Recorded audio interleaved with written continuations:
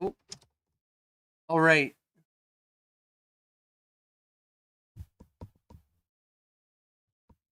Oh, it switched over from my other mic. One moment. It's supposed to be the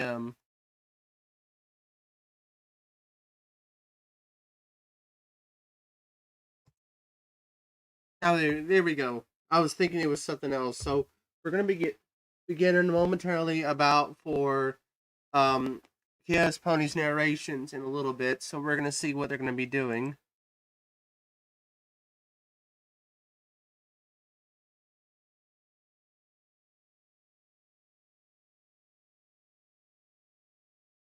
Okay, let's restart real quick. Refresh.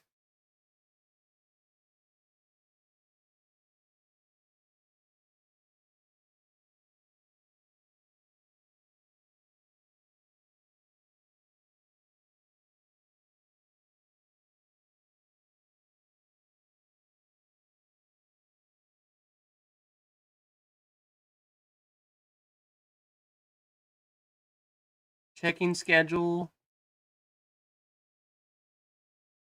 It's already 6:04. We're about to begin.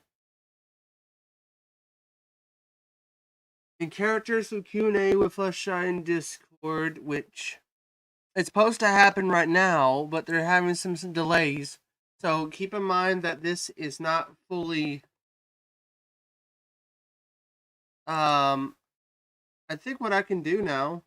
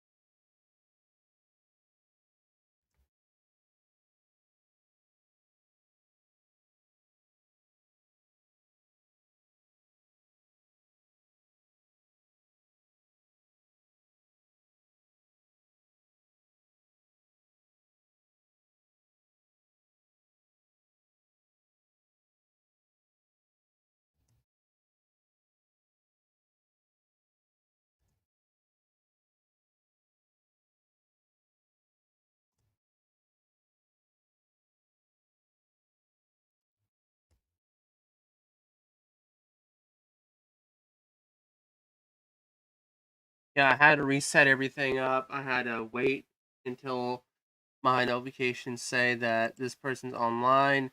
So anyone in call, please do.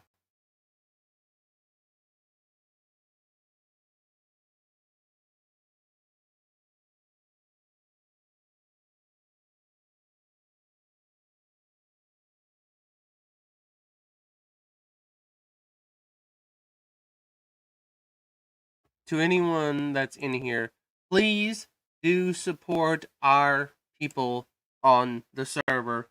Giselle will be doing some stuff in a little bit.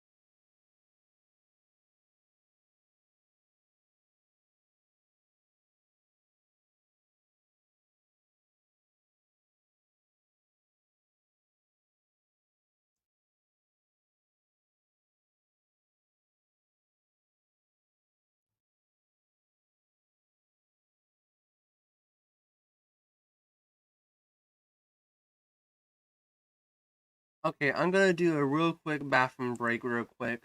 So, to anyone that wants to see more of the streams, I am going to somehow get all the links, as I always will try to, if I have time.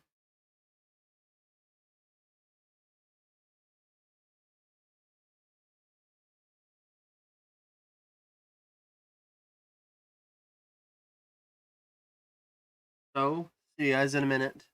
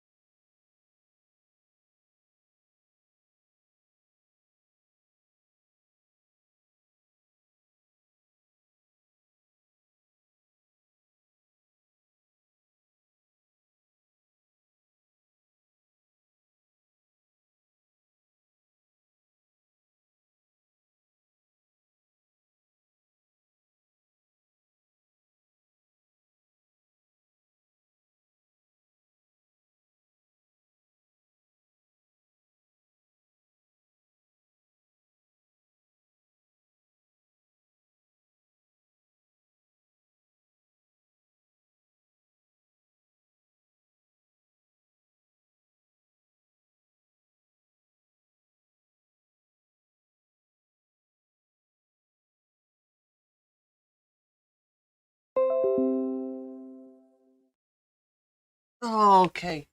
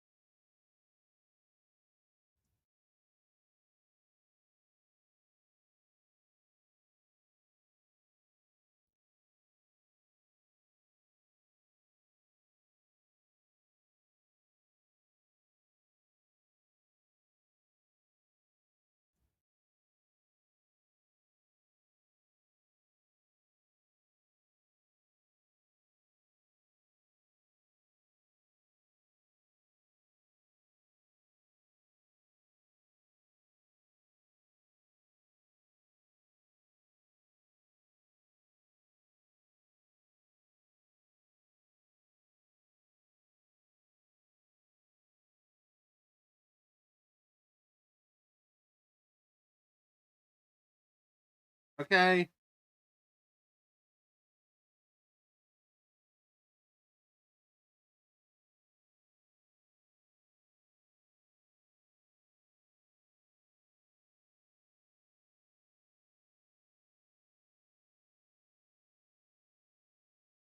Okay, we're gonna have to additionally just have to wait a few more minutes. The charity auction is about over, so I had to leave because I didn't want to.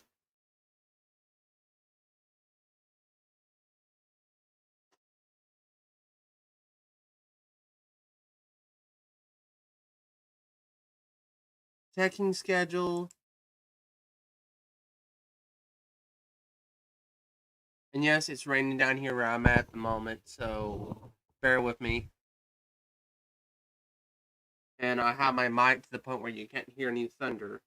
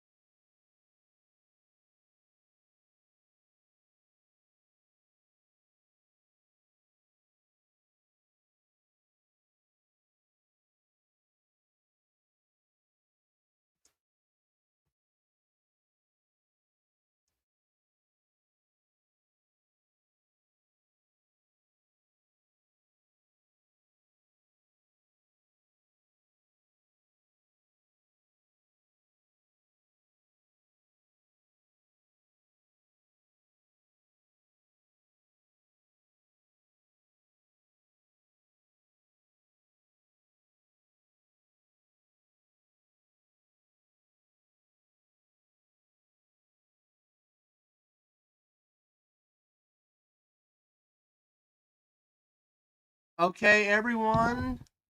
Fluttershy's Q&A thing just starts now, so let's begin here.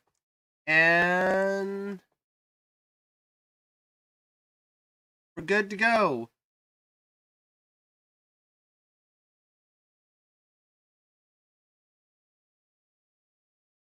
Out into the void of dimensions and pulling out this thing. I'm sorry, did you just call me a thing? Discord? Yes.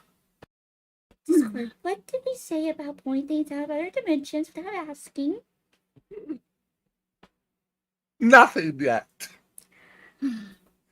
Well, you guys seriously haven't had that conversation. We did think you No. would do it. Discord? Yes, Fluttershy. You want to broadcast from another dimension, you ask first. But where's the fun in that? It's called being polite. And I politely already offered him some hot chocolate. Which I've accepted. Also, did I interrupt something? Oh, we're doing a panel where our lovely viewers will ask questions and we will answer them.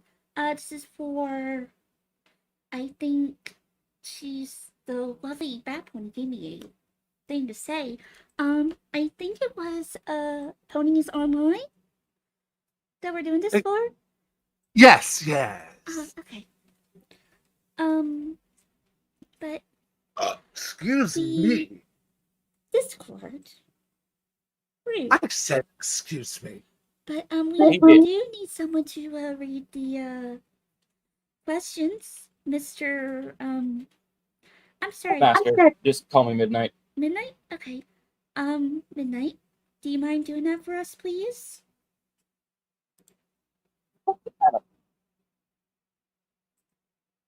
I'm sorry, we didn't quite catch that. I said, yeah, I don't mind.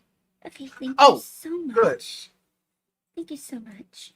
I was provided a link if you could go there, and that could probably help. All right, I see it. Yeah, I have the universal chat pulled up. Okay, thank you. But, hello, everyone. My name is Fluttershy. And I am Discord, the spirit of chaos and disharmony and pulling things out of other dimensions. And I am Midnight. I'm the thing he pulled out of another dimension. Okay, welcome to our panel. We're sorry that we were late, but, you know, the cherry auction was a little over. I also sneezed and a tornado almost destroyed half of Canterlot. So we had to gather the unicorns and rebuild that. I guarantee you Celestia is going to be so angry about that. It's not my fault. Kinda is, though. But if you guys have any questions, you can go ahead and ask. Put them in the chat, and I will read them. Yeah. This isn't laggy, is it? Just making sure. Everyone can still hear me okay? Can everyone hear me?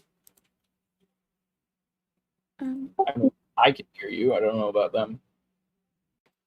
Well, I mean, of course you can. You're here with us. Sorry.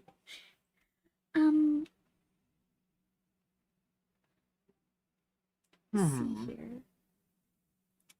Looks like there's no questions yet. Well, how about some tea? I know it's all digital, but Pixel taught me this really nice trick. You can make anything appear, and they'll have it. Because it's digital, I think. It's kind of like chaos magic. Yes.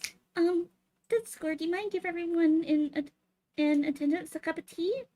Or hot chocolate, Sure. or whatever they prefer? Sure, that would be lovely. Your preferred beverage will be served to you now. It shall appear to you momentarily.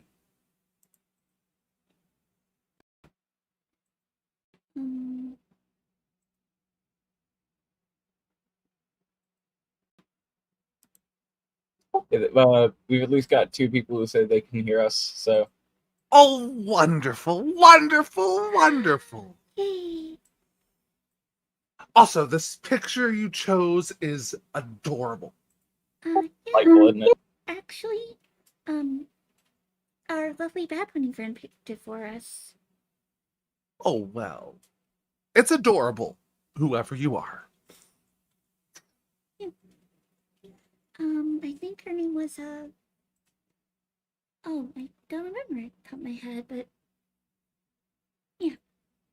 Was it Shimmer something? I think so, yeah. I think so. Oh, hello, people. We have new guests. You do? Now, feel free to ask us any questions. I am an open book, after all. And Fluttershy's a little shy, but she can be. Yeah. Just make the questions Hasbro appropriate. We don't want the Fausticorn after us. Ugh. The frick is a Fausticorn? You don't want to know.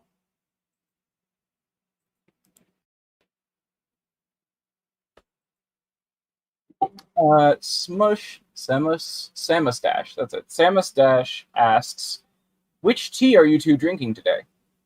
Oh, Earl Grey. We picked it up earlier today just for this occasion. And me, I'm drinking chocolate tea. Okay. Isn't that just hot chocolate? Maybe. Okay, I think I might actually to try that later. I've never tried that before. Help yourself. Really? Oh, shoot! I almost fell out of my chair. Discord, you really must be careful. I'm trying. Don't you But fly? Fluttershy, your chairs are way too small for my long body. Okay. Okay. But, yeah, I'll try. Come on. Ooh, this is good. This is good. This is good chocolate tea. I'm pretty sure that's just hot chocolate, but someone in the chat, correct me if I'm wrong.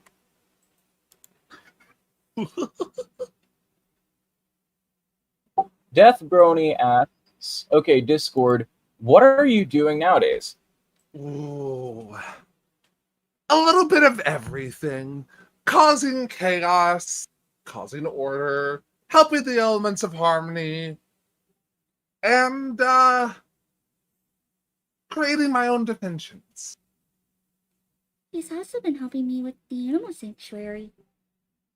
Yes. Question, are you still doing, what was that game? It was like your version of Dungeons and Dragons. Ogres and oubliettes. And yes, I am still GMing that. I'm actually playing a rogue. I would have thought Druid. I mean, yeah, druid too, but mostly rogue. I decided I'd try something different. That's definitely different. Death Brony asks a follow-up. What about you, Fluttershy? What are you doing? I've been working with Twilight on the School of Friendship.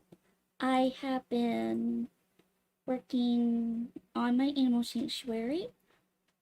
I have been helping with other friendship missions. Just a lot of normal stuff. Oh, and I've been taking care of Angel Bunny. He's a handful. So, life as usual. Life as usual.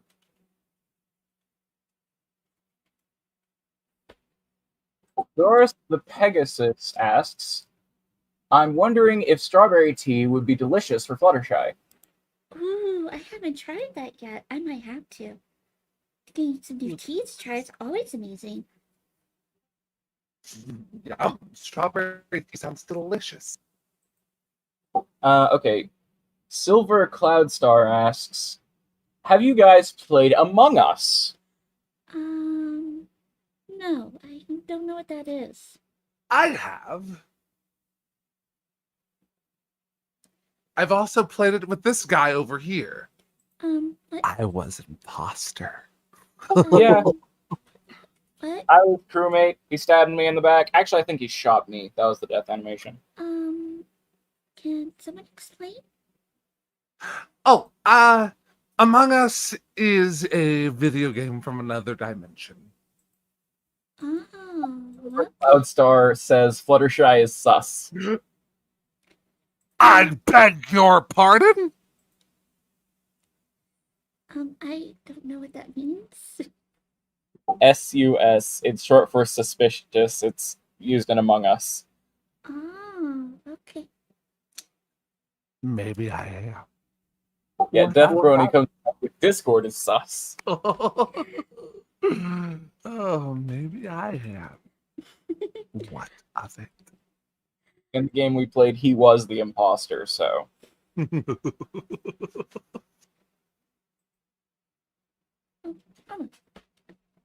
Bunny, settle. I'll get you your carrots in a little bit. This is a question for me. Yes, well, I didn't play Among Us with Fluttershy. I played with Discord. Samu Dash asks, Discord, can you boop Fluttershy for me? I don't know. Can I boop Fluttershy?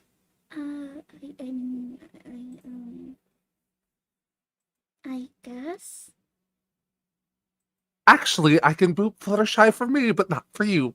Boop!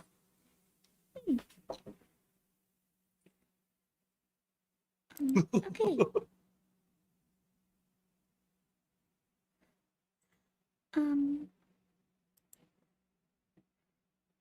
Sorry about that. Angel Bunny is very, very restless right now.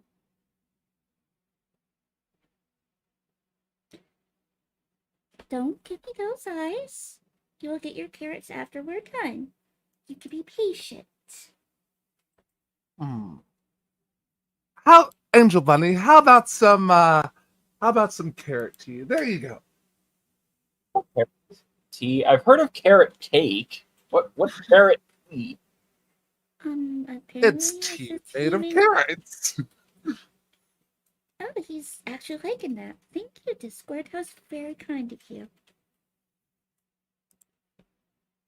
Death Brony makes a good point. Stay 6 feet apart.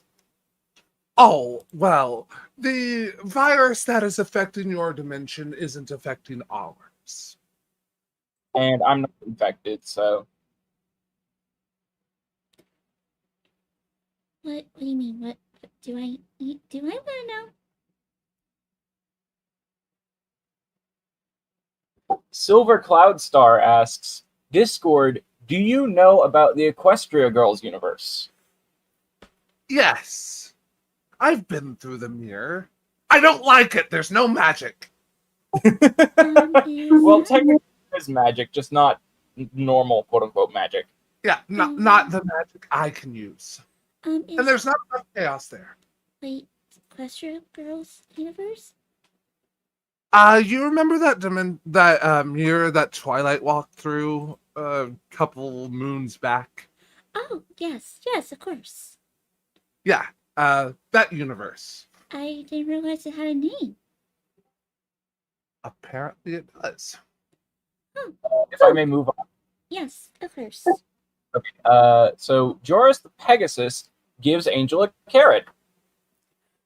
Oh, that's very nice of you, Georges. Angel is loving it. Bob says Discord is the personification of an Among Us cheater. Oh!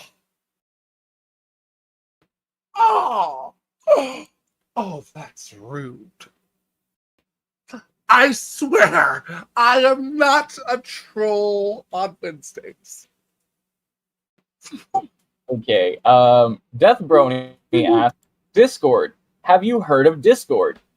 The software, yes. I've actually used my magic to tweak it so that we could talk to this person right here. Although I made him more of a hologram who can feel things that are in our universe. Silver Cloud Star asks, is there a pandemic going on in Equestria? No. Oh. There's not. No.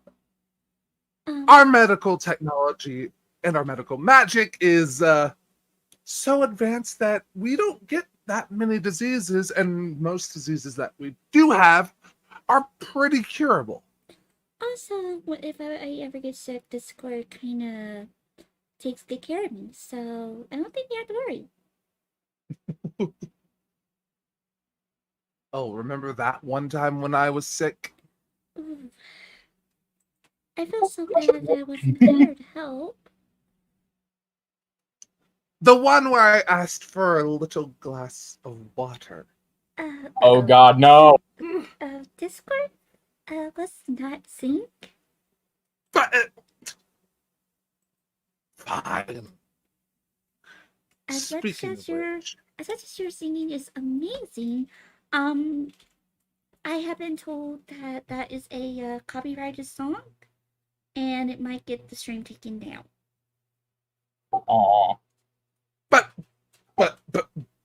copywritten? It's copyrighted by me, the Lord of Chaos and Disharmony. Okay, guys. Silver Cloud Star asks, "Are you guys getting married?" I think.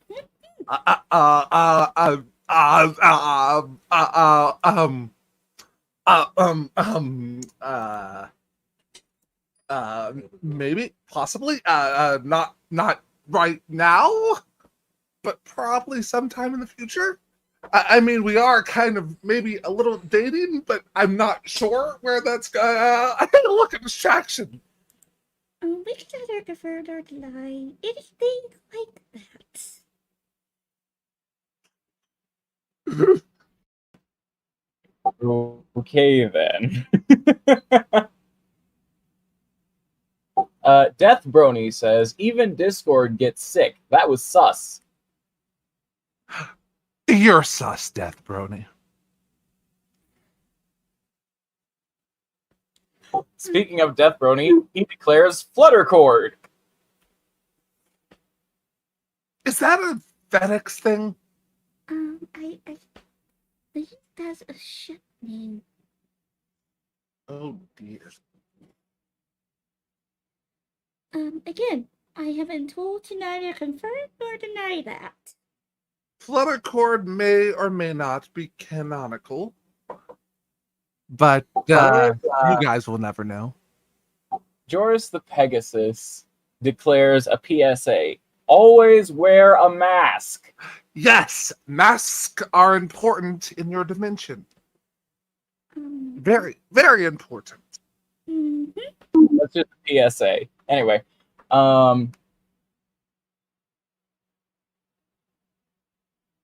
I have no clue how to pronounce that name. Bimaniac? DJ Bimaniac? I don't know. But for both, pineapple on pizza, yay or nay? Yay. Only when it's Hawaiian pizza.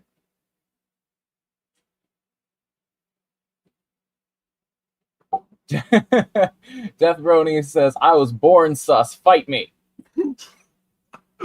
How about no? I'm sure you don't want to go against an all-powerful god of chaos, now do you? I barely have an idea of how to pronounce this, but Shade Flash, can I get an awa awa? What? Oh, that's that I'm being told what that is, and no. I've got no clue what that is. Sorry, mate. What's an awa awa? Apparently it's pronounced uwu.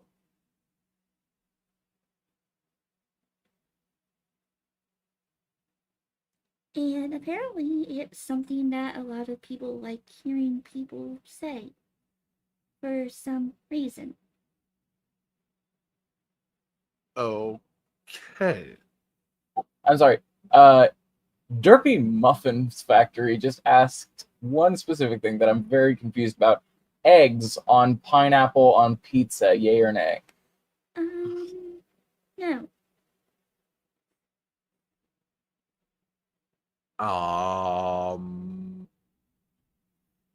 Sure, why not? I'm confused. Why would someone put eggs on pizza?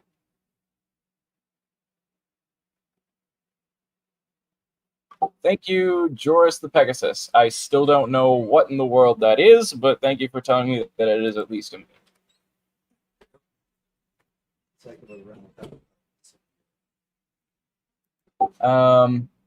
DJ Bimaniac, please tell me if I'm pronouncing your name wrong. Discord, how is your glass of water? Well, glasses of water are usually good, but I don't have water right now. I have chocolate tea. Death Brony says, legend has it, Discord still hasn't gotten his glass of water. No, I got my glass of water. Oh, I was gonna say, Discord, if you want some water, I could get you some. I believe that Discord is enjoying his cup of hot chocolate water. Well, At least it's not hot leaf juice.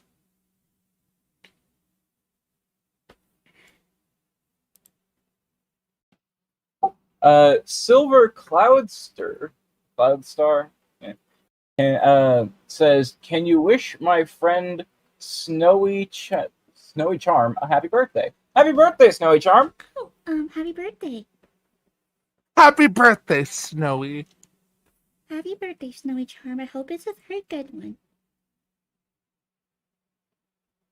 Ooh, this is I think I might actually know the answer to this. Derpy Muffins Factory asks, "Does Fluttershy like playing My Little Karaoke?" Oh, yes, actually, it's very, very fun, and our, bat pony friend actually loves playing it too. She is very, very fond of it. And so am I. It is amazing. Wait a second.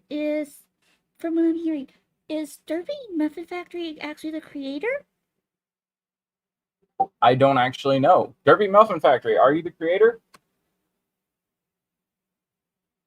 We'll wait for the response. But in the meantime, DJ Bemaniac, Discord, do you still have feelings for Celestia nowadays? Ooh. No. That was eons ago. That was thousands of years ago. No.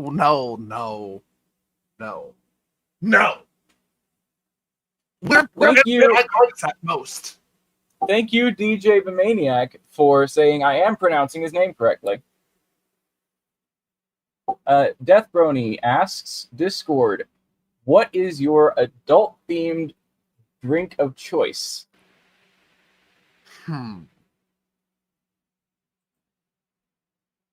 Cotton candy sherry. Okay. Joris the Pegasus says maybe he can't do this, but why not? He boops Fluttershy's nose. Thank you. Don't know why people are pooping. If you boop Fluttershy one more time, I will literally turn you into dust. Discord? Calm down. Yeesh. Calm down. Okay, Derpy Muffin Factory has confirmed that no, they are not the creator, but someone named Renard is. And if it's the same Renard that I'm thinking of, then yes, I love his music. But he's listening to this in Ponytown. Oh, okay. Hello, everyone in Ponytown. Just a quick shout out. Hi. I don't know what Ponytown is, but I hope everyone over there is doing good. Ooh, DJ Maniac. This is a good question. Fluttershy, if you really had to, like someone was forcing you to, cats or dogs? Ooh,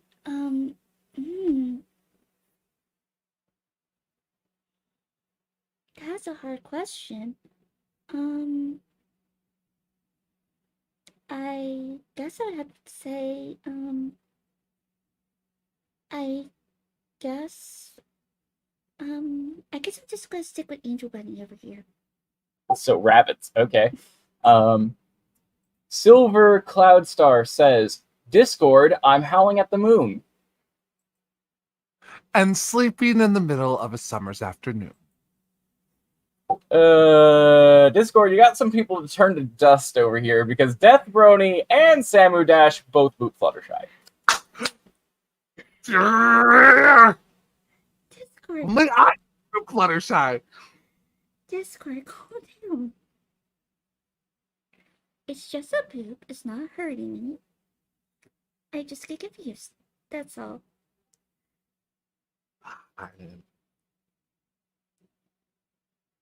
Okay, so Derpy Muffins Factory also boops Fluttershy softly for Discord.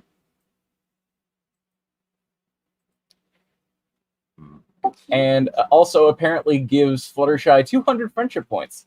Oh, thank you. I don't know what those are going to be for, but thank Are they like house points, but for the friends? I don't know. Does this look like Celestia's School of Wizardry? Gifted unicorns. And no? Okay. DJ the Maniac. For both, in honor of today being Pi Day. Oh yeah, that's true. 3.14. It's Pi Pi Day. Day. Where's Pinky? Which is better, pie or cake? Answer carefully. Pinky might be listening. I like both. I like both. I personally enjoy pies better because I can throw them at people's faces. Celestia, on the other hand, really enjoys the cake. It goes right to her flank. Discord. Okay. Discord, that was rude. All right.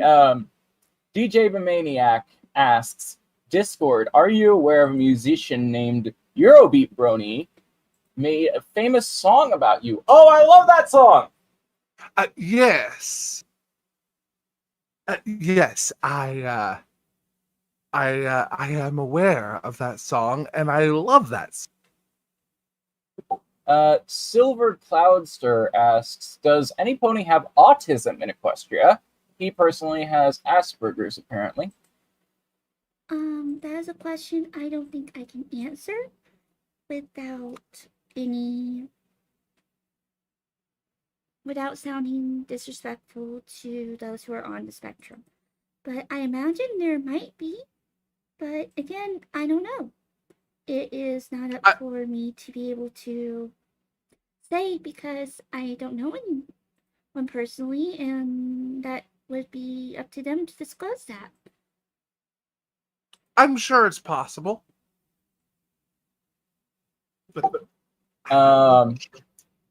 This is interesting. Death Brony says, for science, he will boop Discord, and proceeds to boot Discord. Well, do you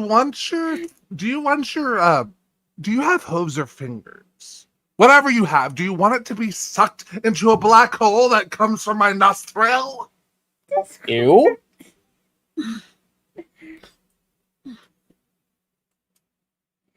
Discord, behave. I am. I know you're doing very, very well, but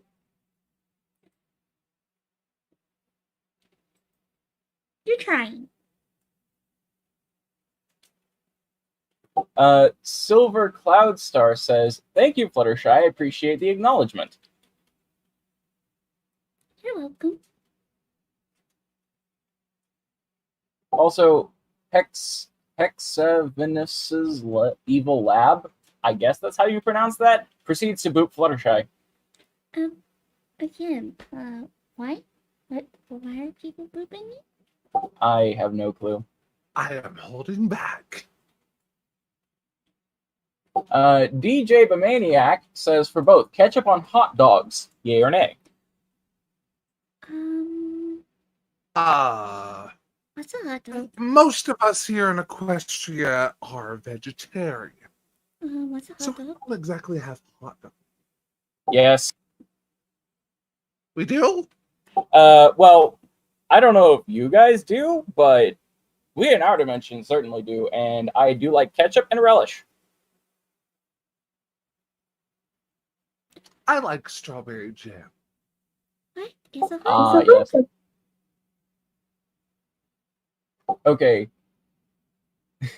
So, apparently Bob says Discord is worth $7 billion because he made a popular chat software. Why, yes, I am. Wait, what? What's a dollar? Unclear. I don't know the transfer to bits. I think it's like $3 per bit. I could be wrong. Anyway, DJ Bamaniac asks, Discord, red pill or blue pill?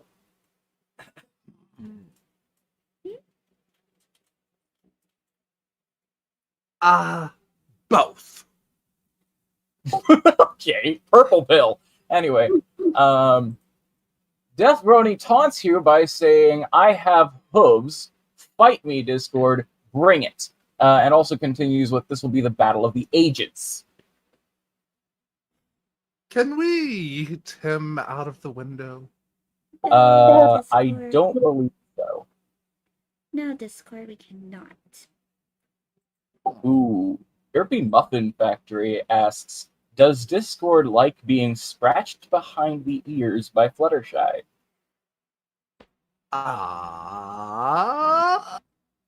We've Hey, never, distraction. we've never tried that.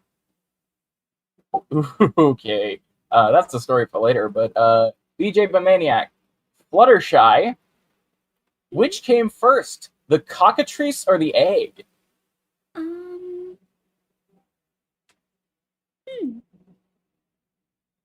I would have to say egg, because eggs can be used for eggs are more animals than just cockatrices. So it's pretty sure that maybe the egg came before the cockatrice, because the egg can be from many animals.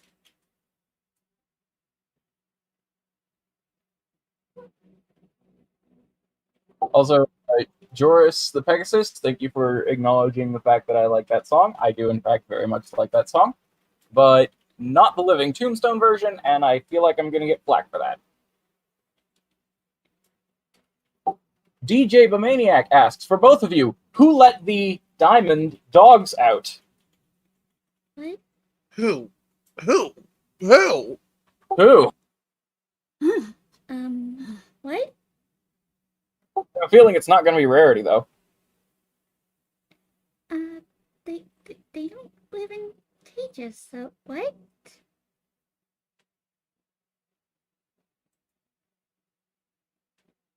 I'm confused.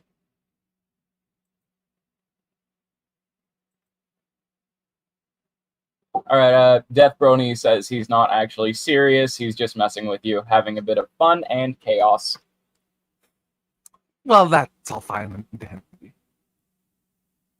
DJ Bamaniac, who seems to be an endless source of questions, thank you, DJ Bamaniac, asks, favorite catchphrase? Oh, I don't think I have a favorite. Rainbow Dash has one that's like 20% cooler, I think. But I don't know if that's actually her catchphrase. It's something she says quite a bit, so maybe. I don't think I have a catchphrase. We would have to, like, narrow it down to something. Favorite catchphrase of what?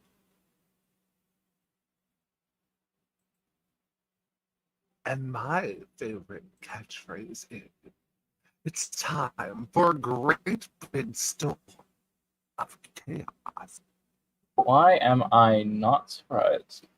You do say that a lot. Fluttershy, you're cutting out a little bit. She is. Death asks, and this is important for Fluttershy, can I get a scree from Fluttershy?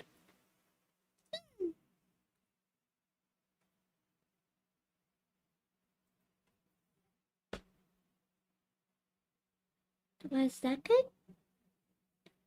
Let me try again. Okay, that's cute. Okay, DJ Maniac asks, Fluttershy, how often do you use your stare to get what you want? Oh, never to get what I want. I only use it when I need to.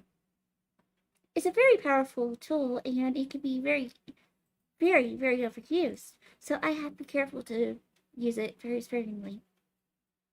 Have you ever used it on me when I behaved? Sorry, my memory is scattered all over the wall. Discord, you would know if I used it on you. Why is your memory a sort of yellowish color? Because it's made of honey. Pardon? It's made of what? It is made of honey. Okay. Bye-bye to Silver Cloud Star. Thank you for asking some questions. Bye. Favorite MLP catchphrase for everyone. I don't So have we one. already know Discord. I don't have one. Yeah, and that's a lot to pick from me. So I just won't pick. I have another one I like. And it goes, yay. Oh, I'm probably gonna get flack for this too, but one of my favorites is still. Now I know how to call a chicken.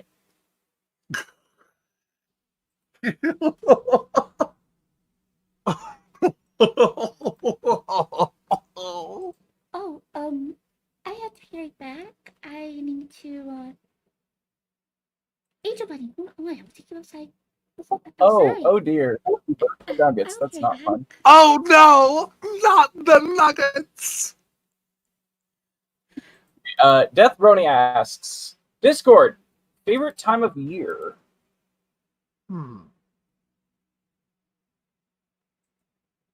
Either the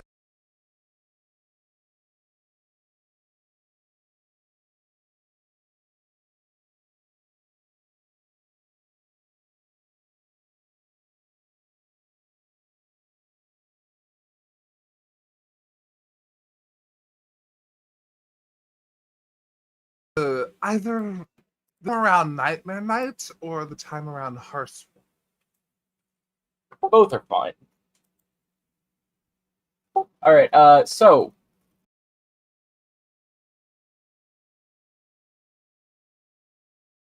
DJ the Maniac asks, Discord, oh, this is a classic. Would you rather fight 100 duck-sized ponies or one pony-sized duck?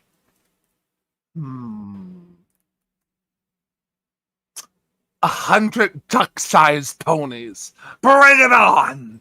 Oh dear. So, DJ the Maniac asks, Discord, do you talk to parallel universe versions of yourself? Oh yes, yes I do. The only one I don't get along with is the one from the Negaverse. Oh dear.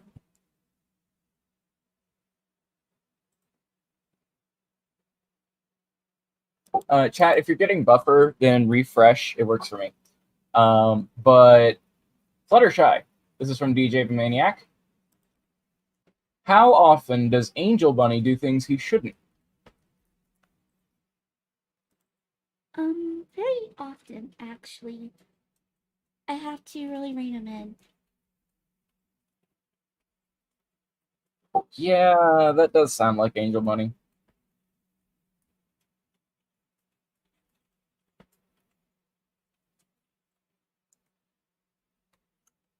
One moment, some Angel Bunny is playing some loud music. I got to go take care.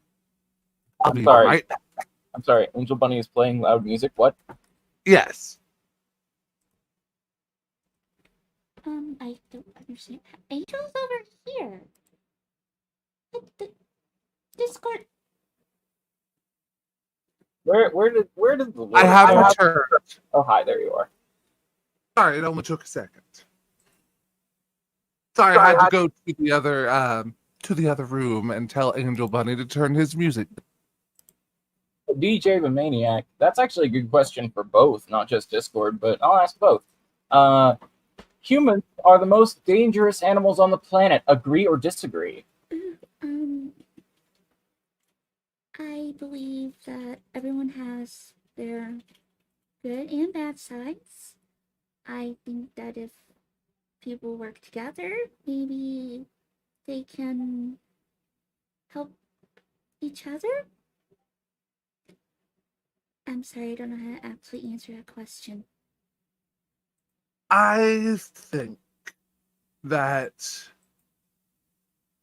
everyone has their good and bad quality. But it's our job to make sure we do what's right. And we need to work together.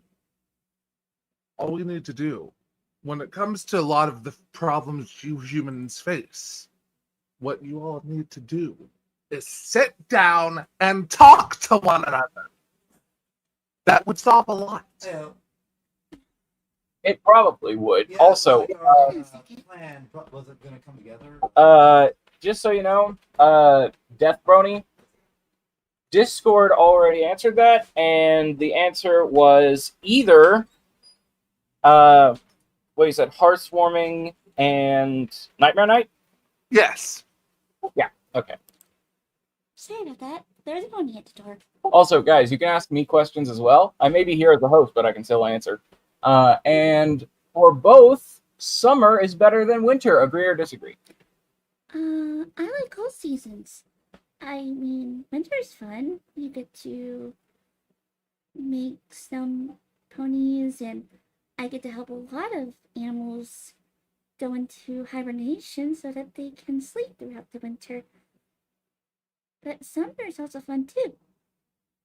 So, I'm going to just say I like both of them.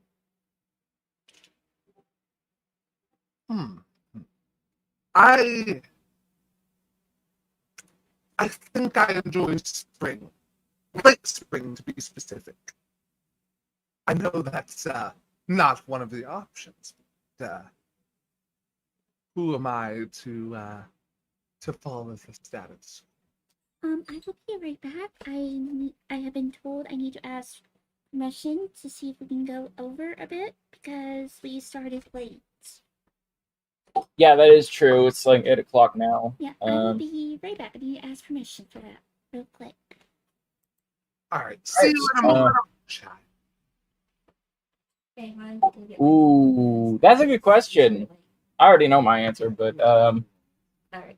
DJ the Maniac, for all, including the host, my name is Midnight, just so you know.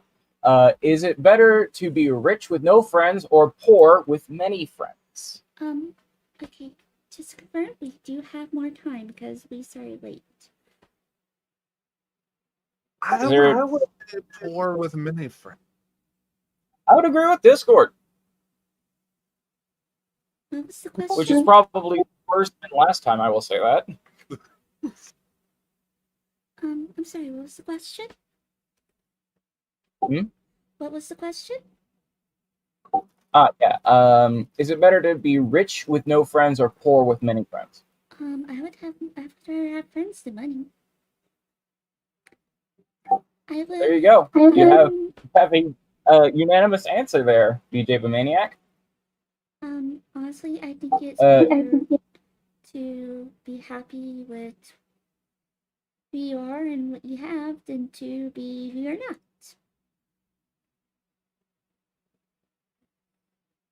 All right.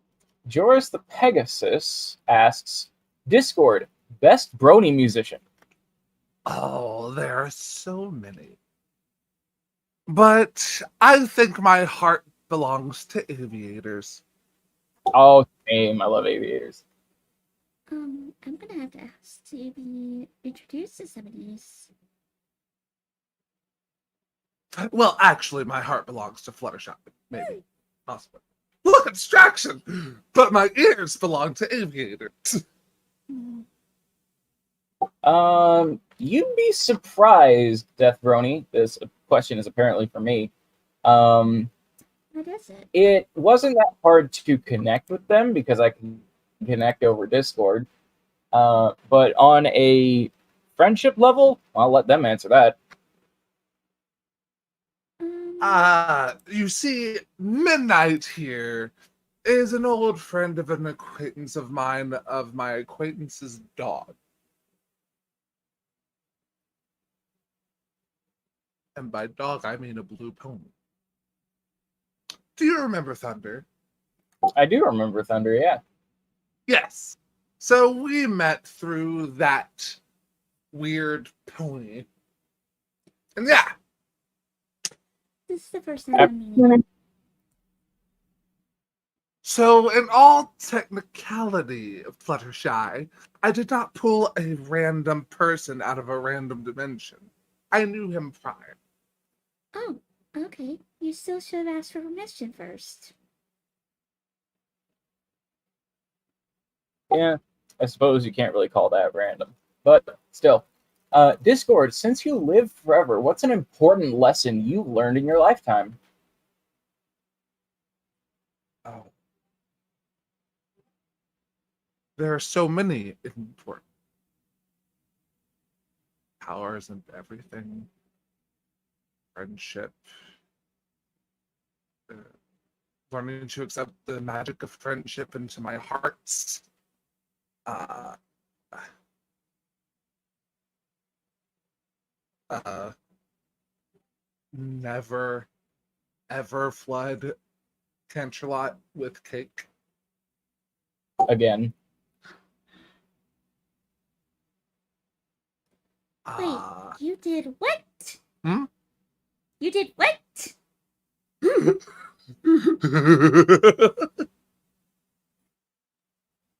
Oh, Celestia wanted a big cake for her birthday, so what I did is I made a cake so big it flooded Canterlot.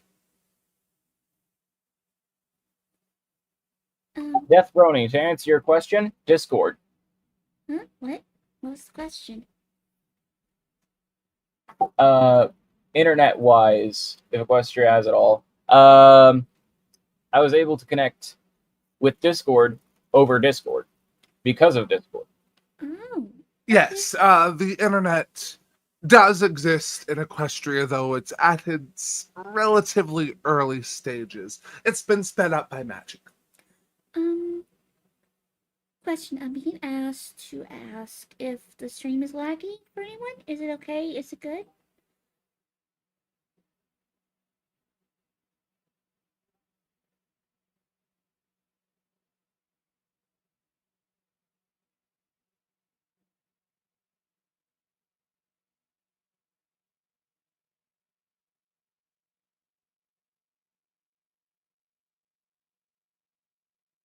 Everyone went quiet. Hmm.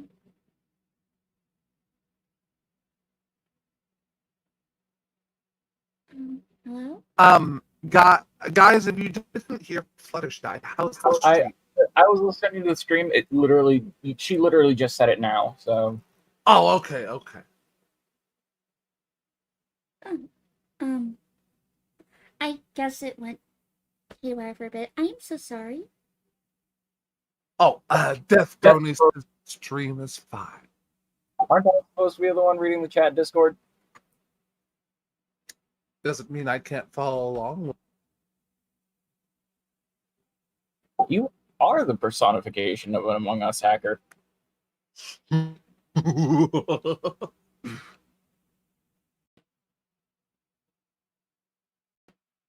Okay, I'm sorry. Ooh, that's an interesting one, DJ Maniac. I might use that as like a D&D thing later. But for both of you, changelings are hiding amongst you. Agree or disagree? What's wrong with changelings? They're good people now. Right, the Neo changelings. I think DJ Maniac was talking about the original ones. You know, the ones led by Queen Chrysalis. I think they have been taken care of by Thorax. So if there are any, they might just be hiding out of fear of being Chrysalis. Yes. But if I'm not mistaken, she has been turned to stone, correct? Yes, she has. Brony asks, Discord, time travel? Yes, I have actually been in Doctor Who's TARDIS. Oh, fun. Who? What? You know that one pony who travels along Derpy a lot? Oh yeah, Time Turner. Yes. Some know him as Doctor Who. And that's just the doctor. Yes. Oh, okay. I thought you just had a job working with clocks. Yes. I mean, Cutie Mark would seem to insinuate that, but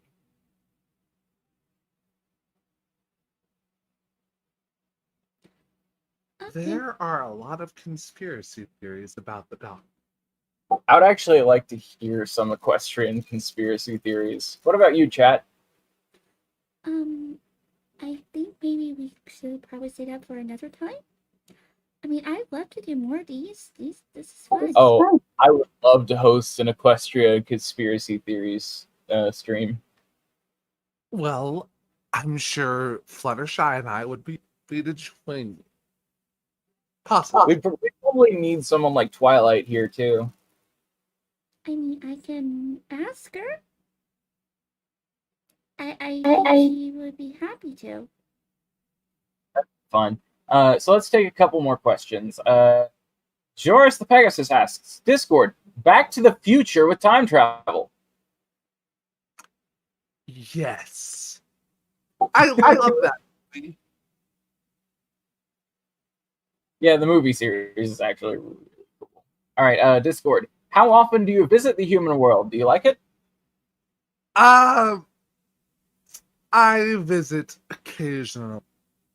But here's the thing. Magic in the human world works way differently. I can't seem to grasp how to cause chaos as it. He's offered to take me, but he said, well, he offered to take me last year, but then he changed his mind.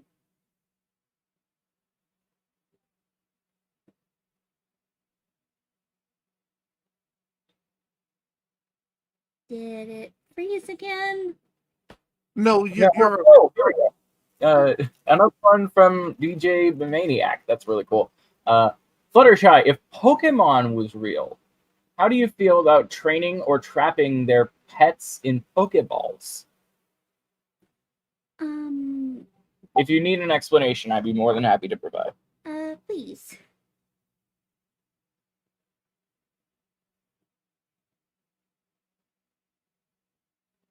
Yeah, I need an explanation. Hello? Hello. Hi. Do I keep going out or something? Kind of, yeah. Is the stream keep going out? I don't understand what's going on. It's not you. It's not the stream. I think it's just you. Oh, okay. Yeah, I would like to, I think I might, you know what? Give me just a second. Okay. Is that better? Well, say again. Is that better? Okay. Yes. I fixed the problem. As for the Pokeball, are they comfortable in there? According to the ones who made the Pokeballs, yes. Then if they're comfortable in there, I see no problem. As for catching them and training them, I'm sure if they're willing to and they are able to. It seems like just a faster way of domestication, if you ask me. Ah, okay.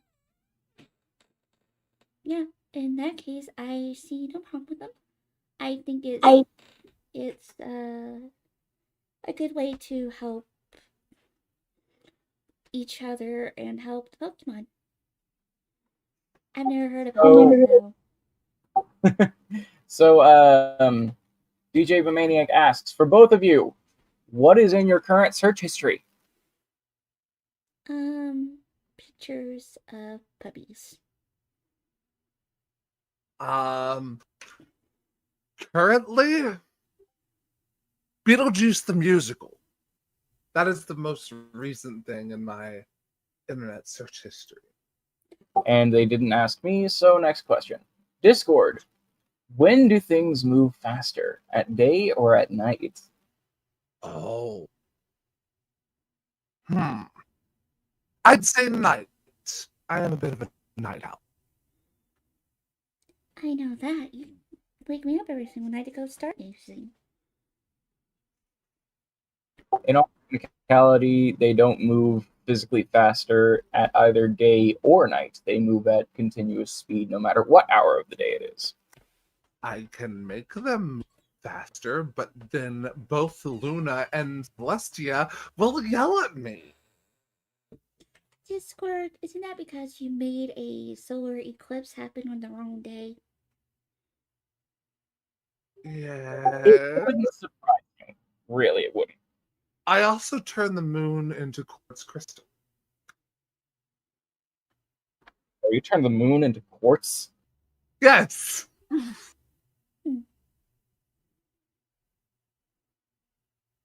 Ooh. Fluttershy, do you have any other personas besides the 3 we saw in Fake It Till You Make It? No. I mostly did that through clothing to give myself some more, confidence. So they weren't really personas, they were, ways to build my confidence up. And I went overboard. Big time. If you've ever seen Sanders sides, I picture being something like that. So Flutter sides.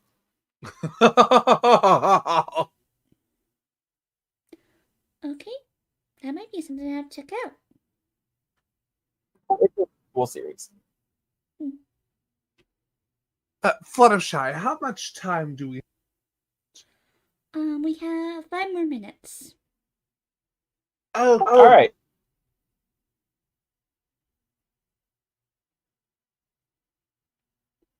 any other questions? Yeah, we Comments? probably have enough time to take like 1 or 2 more questions before we sign off here.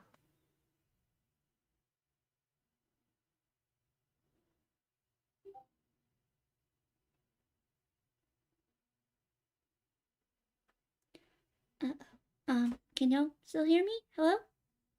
Yes, I hear you. Okay, sorry, I'm just a little worried that it's cutting out for me for some reason. This is interesting. Everyone, what has changed in your room since you first walked in?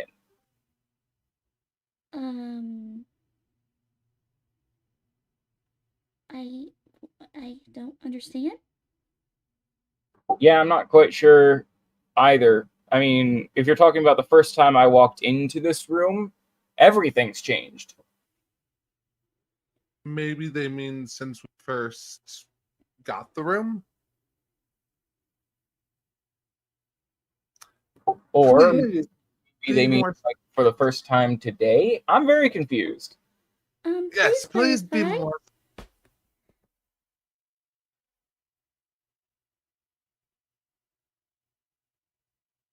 Oh, that's clever. The hands on the clock. Oh, it Oh. was a riddle. It was a riddle.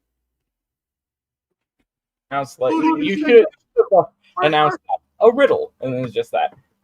So everyone, what is more important, being good looking or being smart? I think taking care of yourself is more important. And having confidence in yourself. And being mentally healthy is more important than deciding on whether looks or brains are important. They're both I important. agree. They're both important, but if we're just talking to the constraints of this question, for me, intelligence. Now then, this is probably the last question we have. Fluttershy, Angel suddenly turns into a Pikachu. What happens? Oh, he's adorable. Can you turn him back, please? I swear I didn't do this. I know, but Discord, you're the one with magic powers. Can you turn him back, please? I can try. Thank you. But Okay, that was a Pikachu. so, That's adorable. I want one. Oh, Fluttershy took a photograph. You did.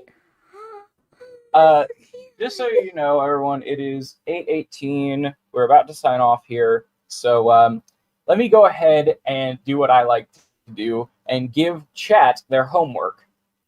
But If you all want to see a stream specifically about equestrian conspiracy theories, please let us all know. mhm. If it is feasible, I will talk to Twilight, see if she wants to join. And even if it isn't, she literally owns a giant library. I'm sure we can borrow a couple books from her. Oh, I'm sure she doesn't mind us borrowing books as long as we return them, in the condition that we took them out, and not stained with heat. Discord? Yeah. Fluttershy Book Club! Well, here's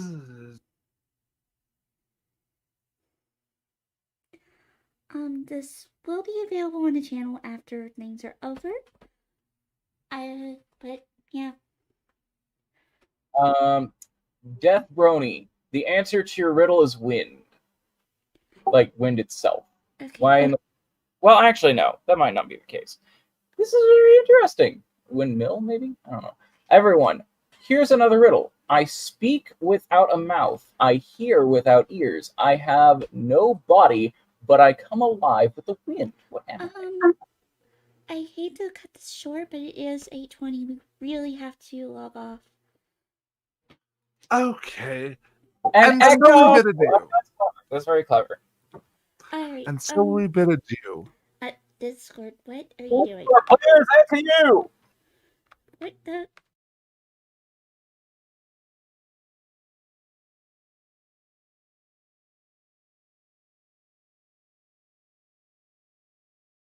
We are switching over to the next channel. Let's see here.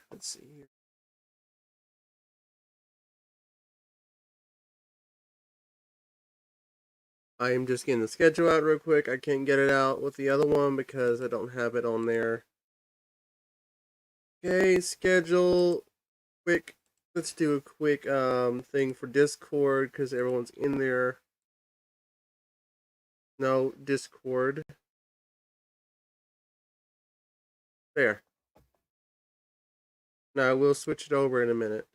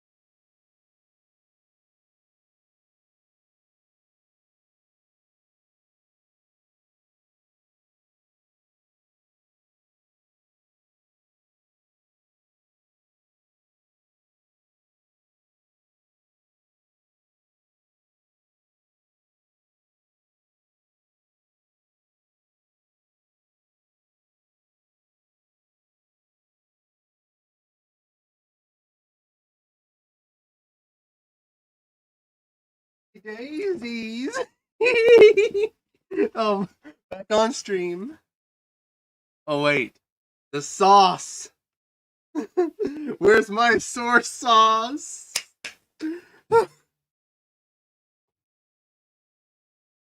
Oh wait.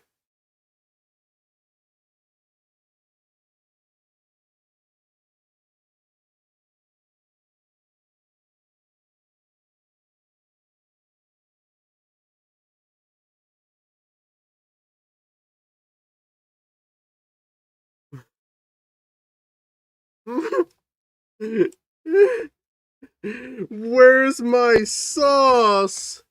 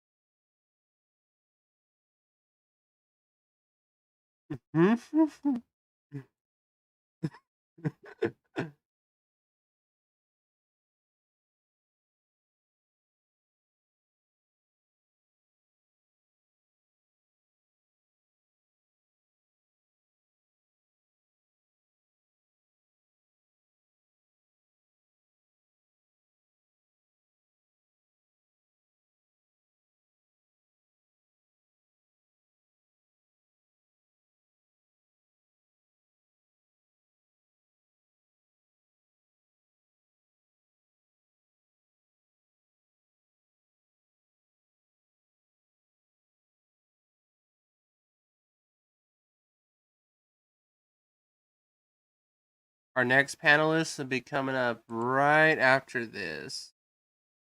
So it'll be right up.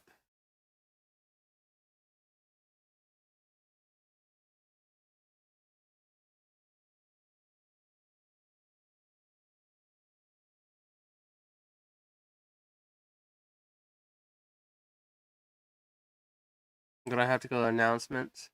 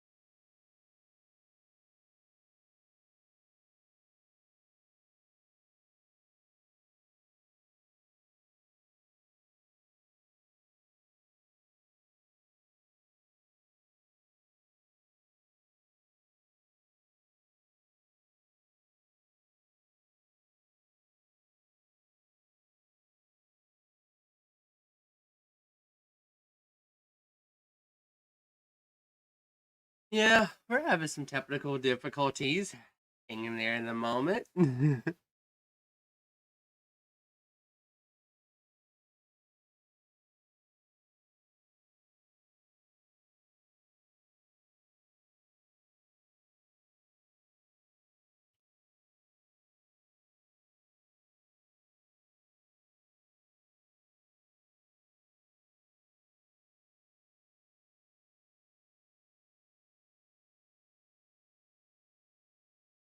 I have to go get my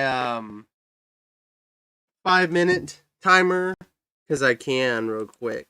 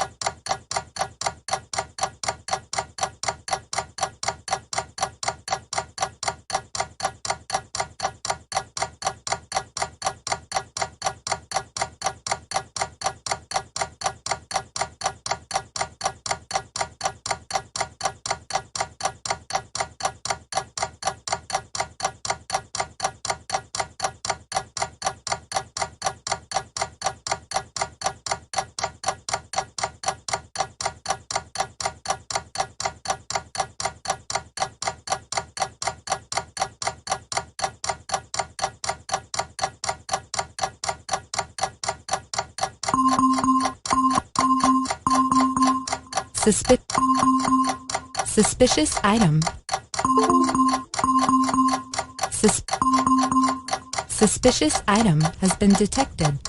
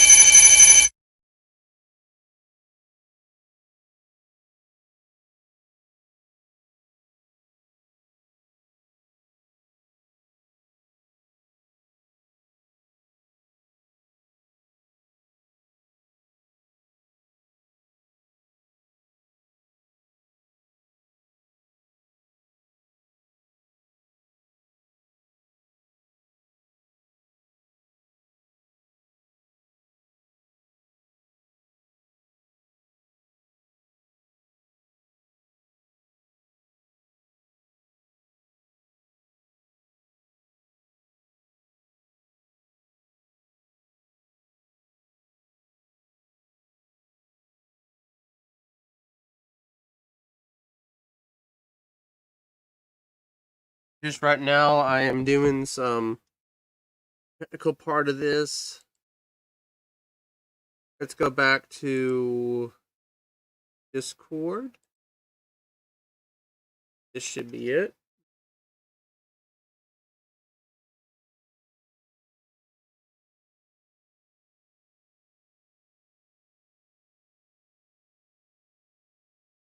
Let's do fit transfer.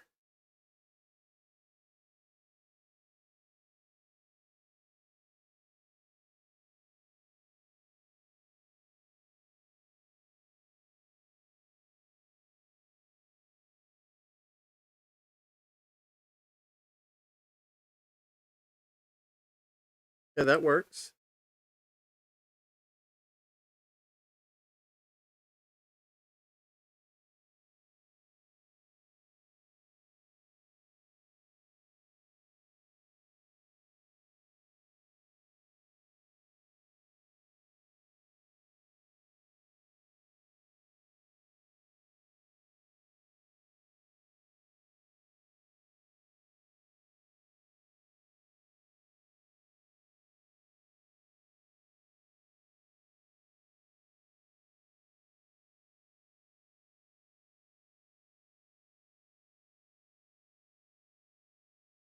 We are starting now.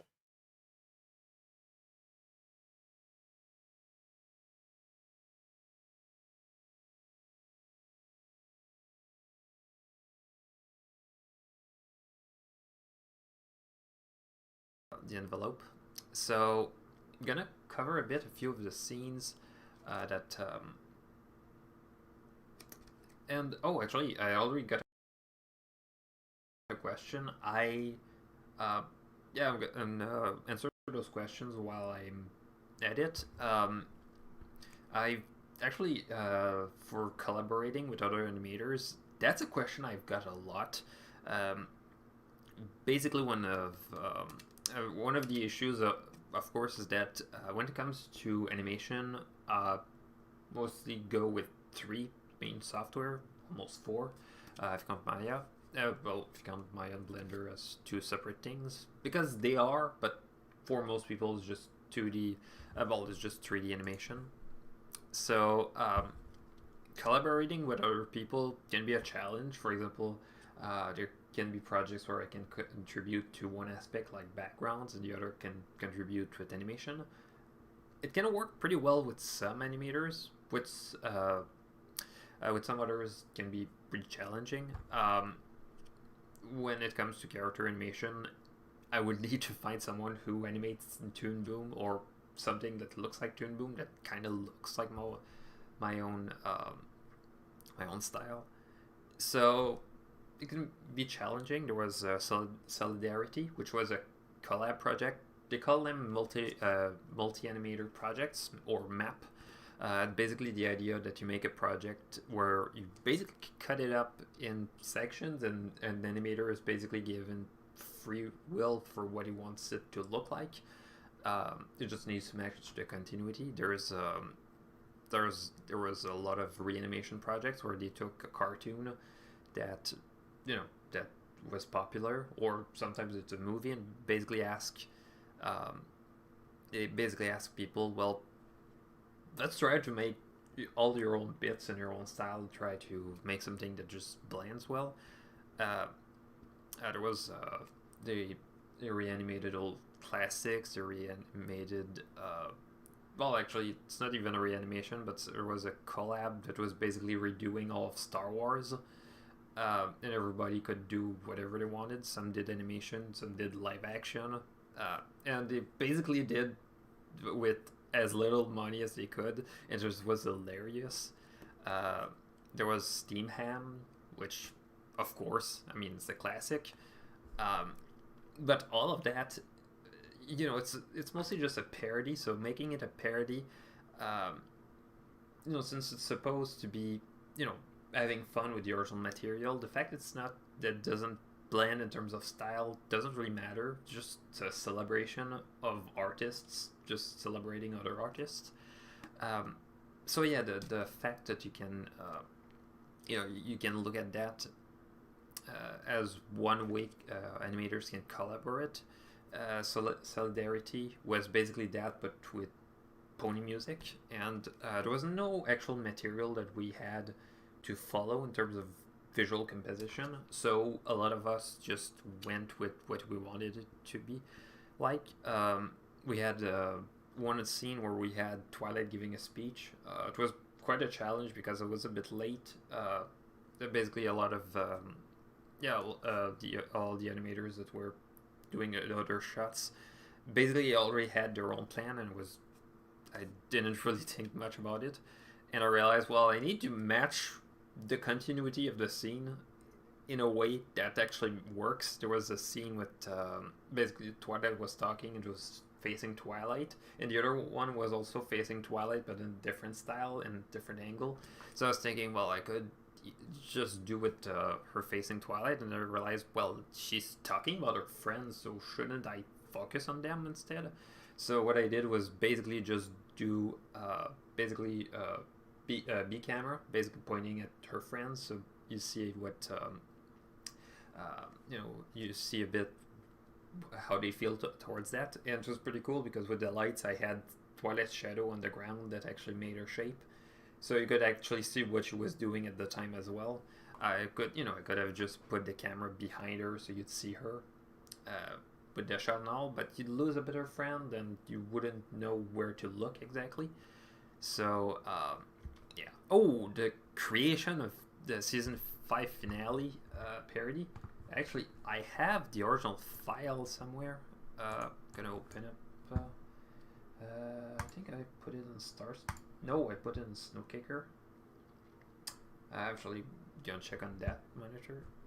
It's true, it's on that computer. So usually I put that one in. Did I put that in Shorts? YouTube.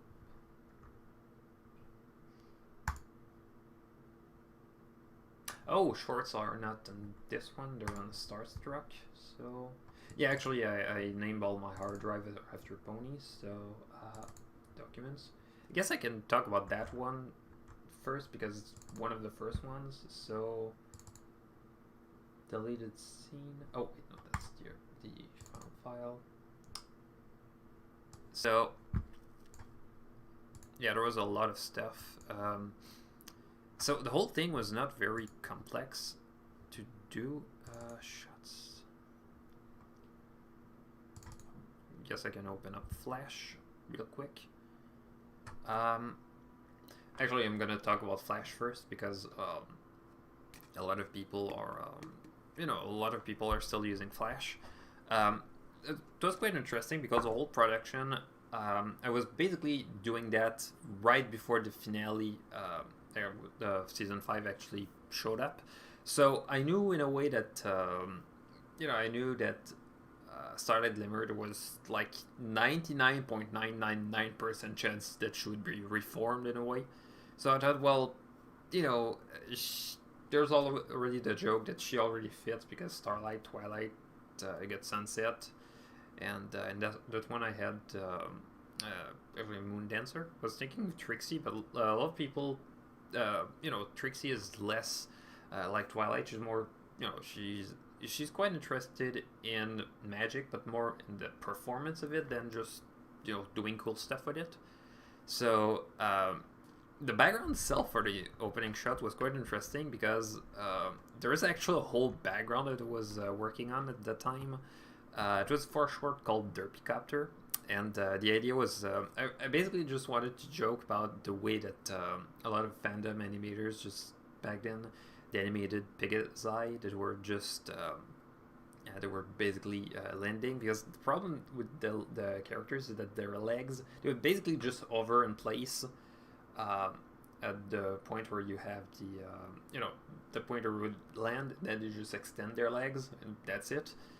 And basically the idea was that you had derpy hooves with Dinky on her back, and she would just go and just make sounds of helicopter with her tongue, go, and I really can't do that live.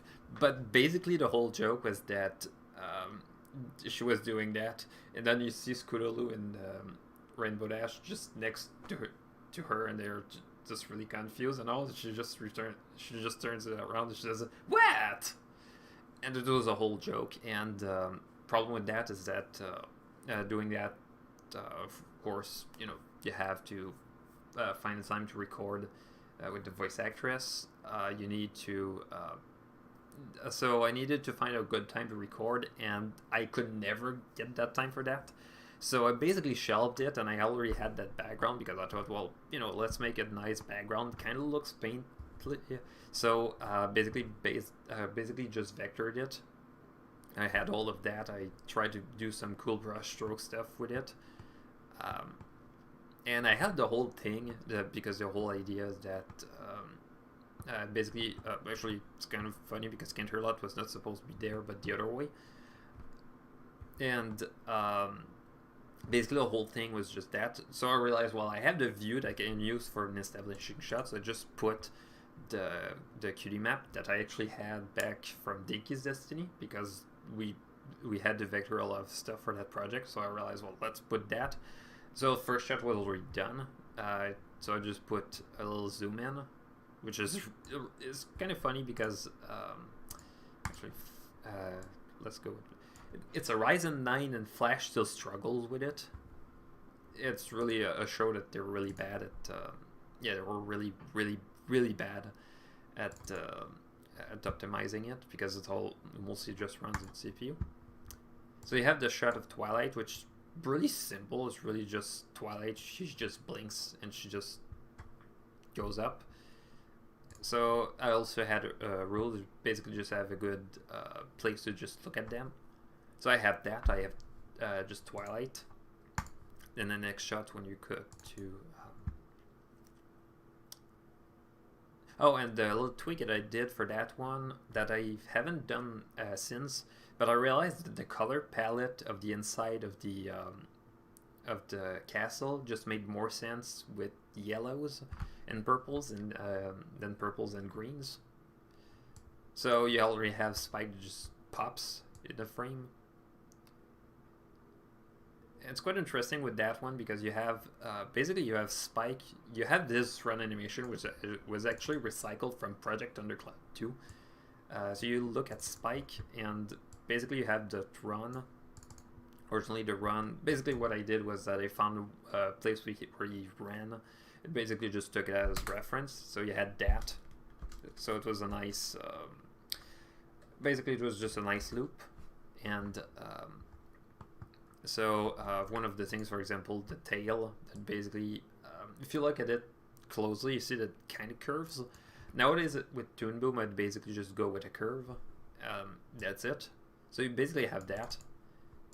So you have him, he stops, and as he stops, I needed him to basically just stretch like that. And as he stretched, he just stepped back.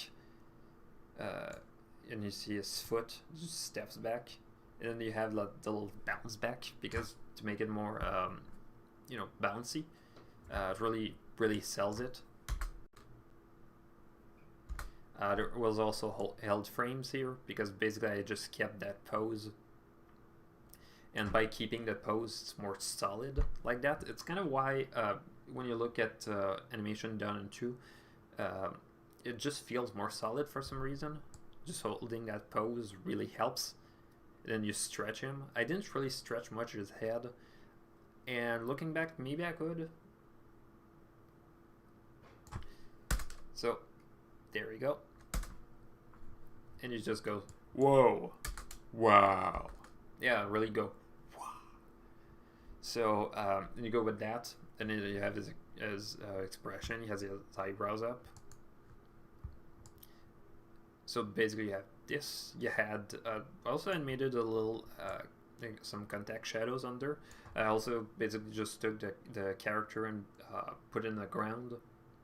Basically just did some perspective to just get a shadow later in After Effects. There we go. And he goes, and then the shot 4. Shot 4 is pretty straightforward as well. the whole joke was really just, you know, it was kind of lazy looking back, but you have basically just one close up, and basically with the close up, what I did was just doing basically just cutting to basically just cropping in to basically show, oh, so you have twilight, sunset, moon dancer, starlight, and the time actually it was back in season 5, so I didn't realize later that it would change your main style, and I think when the season 6 opener started, and even realized that it changed your main style. It's kind of funny as well if you look at the basically steam coming from the T. It's actually recycled animation as well. There's a lot of stuff that was recycled. Basically, that animation, if I copy it, you'll understand really quick what this was supposed to be. Properties. Get rid of the alpha. Oh, right, it was still some alpha. The whole animation for Steam is just a flag that I did back in the days, and I just reused it. It was quite funny with that. And actually, I think that one was made back with Project on the Cloud. It's been a while. And the final shot was really straightforward as well. Well, I say final. There was also credits. It basically just close up. We're just goes, are y'all related to something? And the one shot is basically just going with the whole shot is basically just going with mouthpieces. There was no other animation anywhere. Are you all four related or something? And that was it. I also did some basically just skewed and did some tweening for the mouth just to get a bit more action. That was it. And it was also the grid that I put just because the whole idea is that he's mostly where if you look at where he is, he's supposed to be more on that side, and he's basically pointing to the right. As he is pointing to the right, obviously the reaction. Although it was quite tricky because the whole thing is supposed to be, frame in the center. All right. Oh yeah, I don't have the writing permission for that. But you basically have that. So he's looking at them, and probably should have put the camera a bit lower to frame them better. But I also kind of wanted the hull to look fine. So yeah, that's basically it. That's only 5 shots, and I think I did that in less 3 days. And the whole reasoning was that I wanted it to be released like I think it was a day or 2 after the premiere. There was also I wanted it to look good, so I put some bloom around the lights. I put the I put some basically some Fresnel on the ground. I wanted to be reflective. It really helped on that one. And the final joke, because of course I wanted to joke, you have the credits that I wanted to do with the styled credits of the show. So I basically just took screen caps to get the exact layout. I even had the layout of the copyright disclaimer. What was I watching on the... Okay, I don't remember what I was watching on that other screen, but yeah, to give you a good idea of how old this is, the credits actually made a reference. It was a reference to Cool Cat. When I say I'm not a lawyer, Derek, because he was he was basically attacking people who were making reviews of Cool Cat Saves the Kids. For that one was actually I did something similar with the I did the one with Shining Armor throwing Flurry Heart, and that one basically just said, look, don't send this as me, I'm just making ads for your toys, please. And that was basically it. So yeah, that one production was not very complex. It's only 5 shots plus credits. I don't even know why credits are listed shot 7, even though there's 6 shots. But that happens. Also, why Facebook?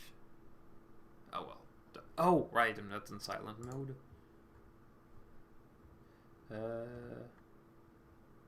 Spend.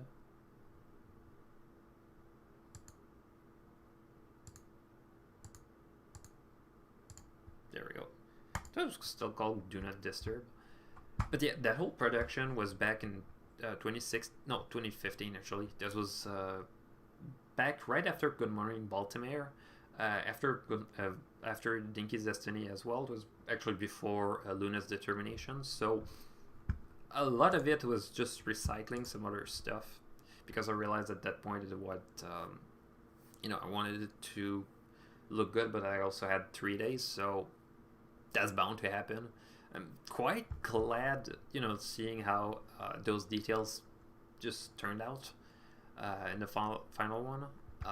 It was nice. I also had some detailed shadows, and they were really soft, but they actually looked fine. So it was nice. Sorry. So yeah,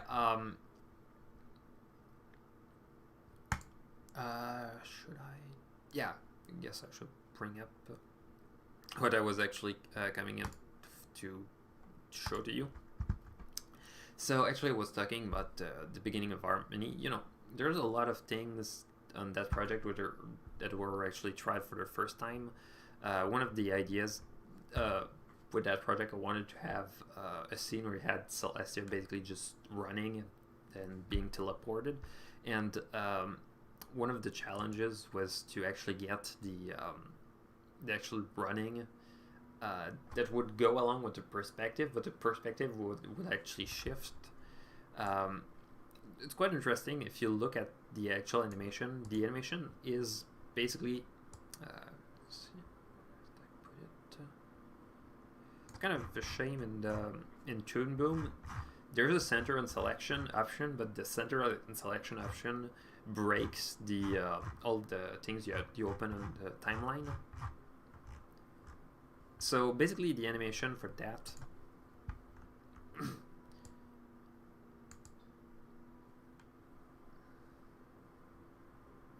there we go.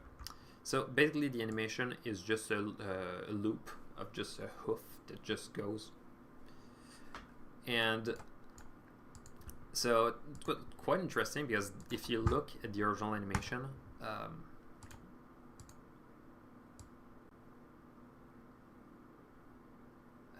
we go. If you look at the actual animation of the things, I guess I could lower the volume a bit. You have dusk turns, and at the moment where they're running, the one thing I wanted to make clear, because I wanted to focus on it, you hear dun dun dun dun, and I wanted it to actually match the beat of the song, so I had to make a run cycle that would actually go along with the music. So I had actually I disabled it, but I had the music as a reference.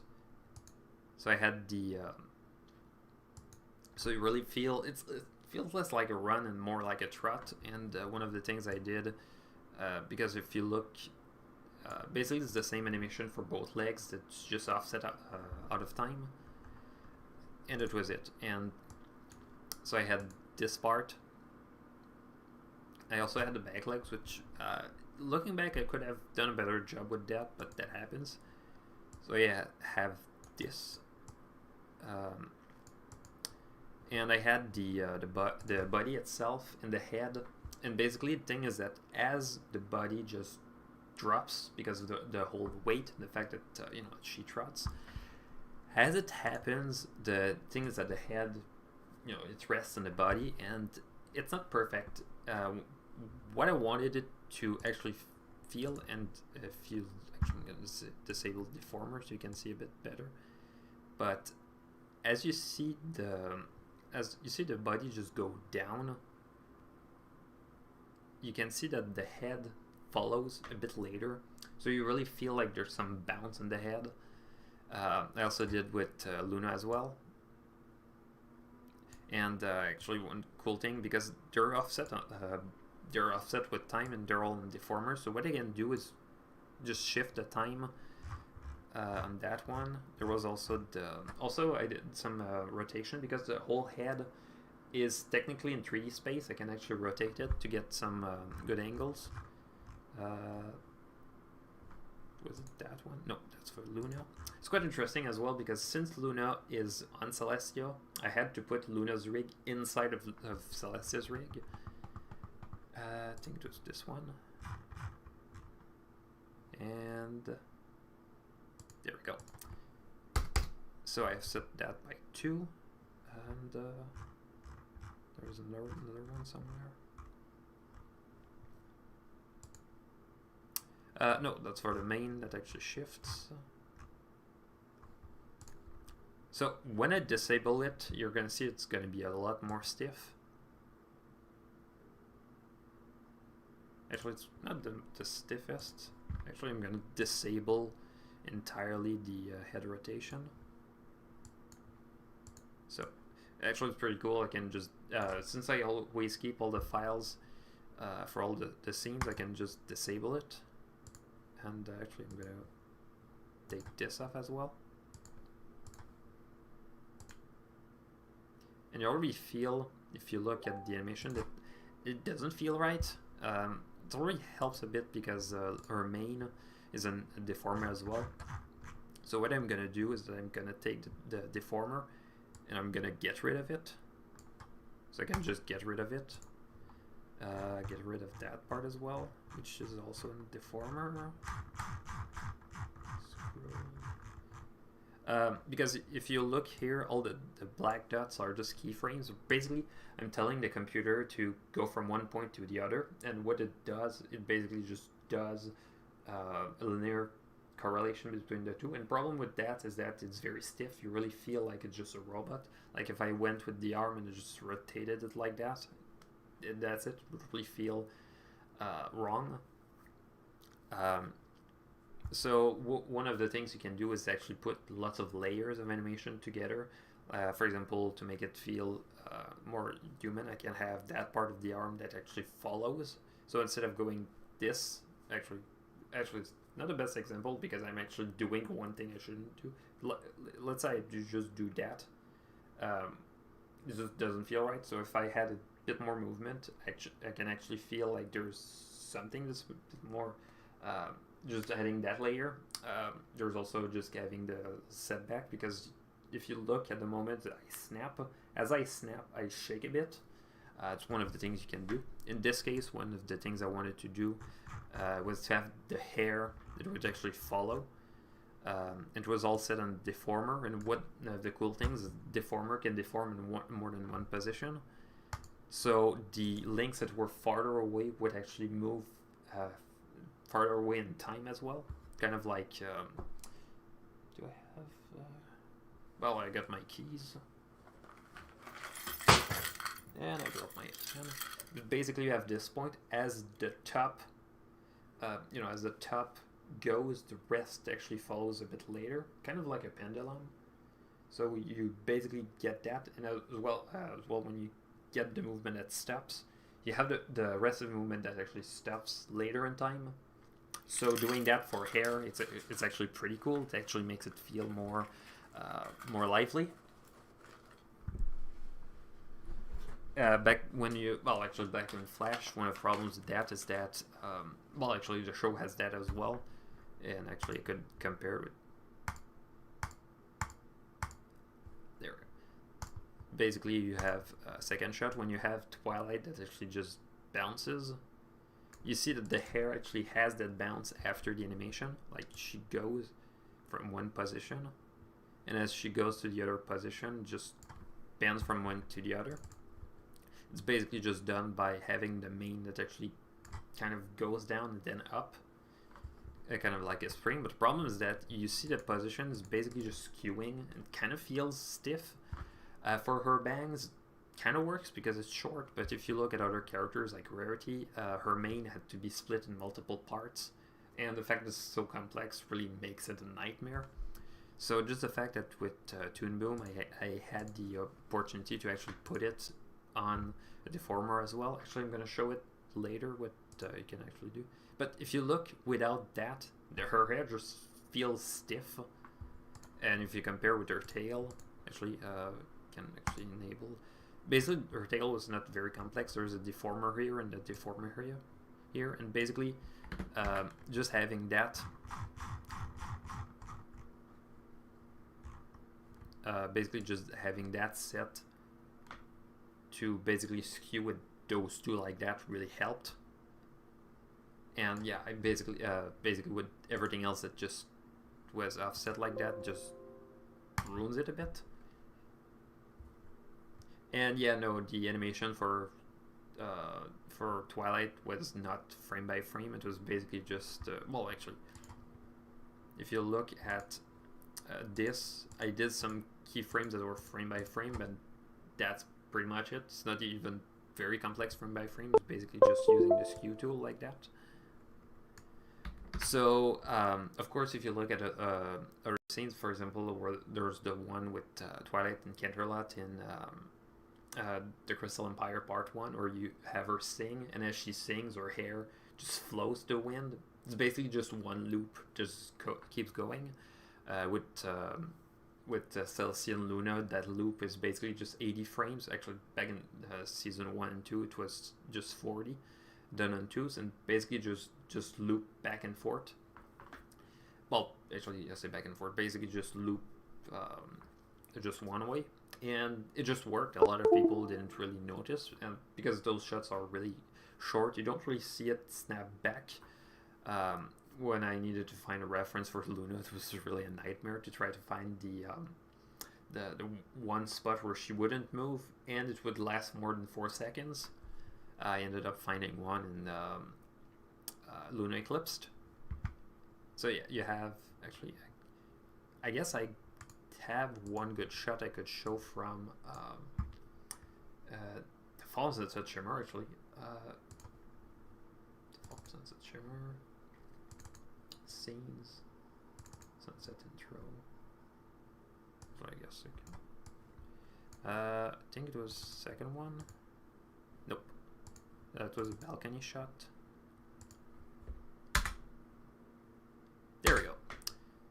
It was pretty cool for that one shot because the whole shot is just basically just tracking. And the the sunset animation is on a card, and that was it. So if you look at the wind in her hair, actually I have another shot that's actually even better. But the wind in her hair was basically just that. Scene 1, scene 6. Hope I'm having the right one.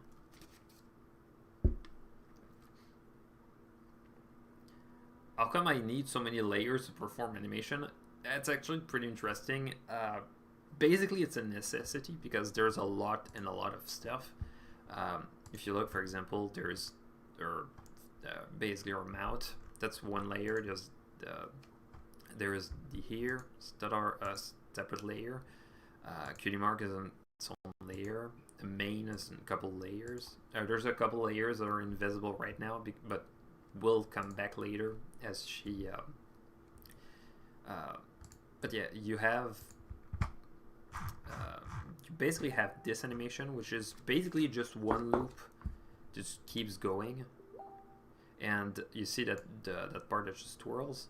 So what I'm gonna do, I'm gonna shift back, so the end point is at the same point as the beginning point, and you'll see what happens. You see how stiff it becomes just by doing that, and if I shift it back and back, so the furthest point is moves further in time. Just look at that, and you already see something a bit more. What I can do is actually make it more extreme. So go 1, 2, 3. Actually, the plus and minus key actually shift back and forth in time. So you have this. Oh, actually, it's not the best example because that one actually shifts back, so it becomes stiffer. Because basically one keyframe that you have here, it moves so farther in time that it actually comes back to where it should have been. But you can actually see the loop itself. So just animating hair like that is pretty cool. There's other projects where what I would do is that I would put turbulence, and turbulence is basically just adding some noise and to basically just shift points in 3D space or 2D space here. So you have the wind in her hair like that flows. And at some point I realized that it's good, but it's not great. And I actually improved that technique when it came to making dusk in the beginning of Harmony. Because at some point I needed him to, there's lots of wind and he's in the air.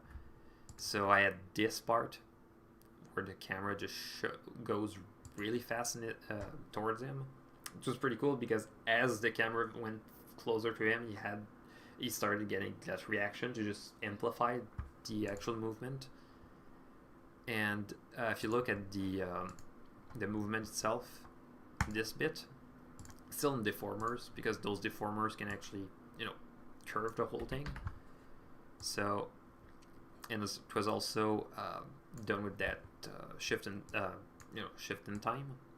But one of the things I realized is that if you actually go with the inside of the main and actually shift it back and forth, you can actually have something that just feels more 3D. So you see the inside here that actually just shifts, and it was really cool because just the intensity really made it feel like something big was going on. So just having that part, doing that in Flash could be done. Masking actually works pretty well in Flash, although you cannot reverse the direction of masking. So you could actually have the inside that actually animates like that for a lot of stuff. So you go with this, and you had multiple layers. So I offset that part as well, so it actually moved at a different time. So it actually felt more like hair that just clumps and moves at its own pace. I also had a little tweak I did. As he turns his head, you actually feel like that part actually moves along with it. Although that part was also offsetting it. But at that point, is his horn. Oh, actually, I'm offline. Oh, it's probably YouTube that actually misbehaves. I don't know. Okay, I hope people haven't lost me. It would be kind of a shame. Although it's not the first time something happens. So if not, let me try to find there we go. So if you look at that point here, if you look at that point, you see that the basic top part of the hair actually stops moving because the horn is in the way, and it was a bit less distracting. So you really feel like it draws the attention to his tears as he turns his head. So when you look back,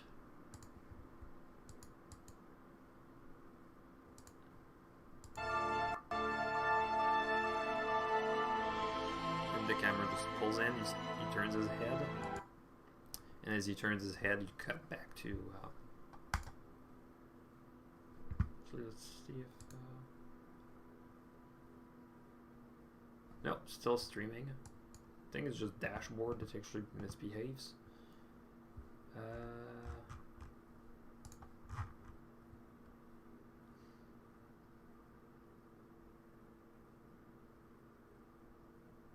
Okay, so I've been told that the panel after mine is actually cancelled, so I think if I get more questions, I'll be able to actually answer them with the time I want. But yeah, there's also a couple tricks that actually makes it less stiff. In part, just the fact that there's shading everywhere. You focus a bit less on the animation, you focus more on what the animation is about. Just just the mood lighting and all. So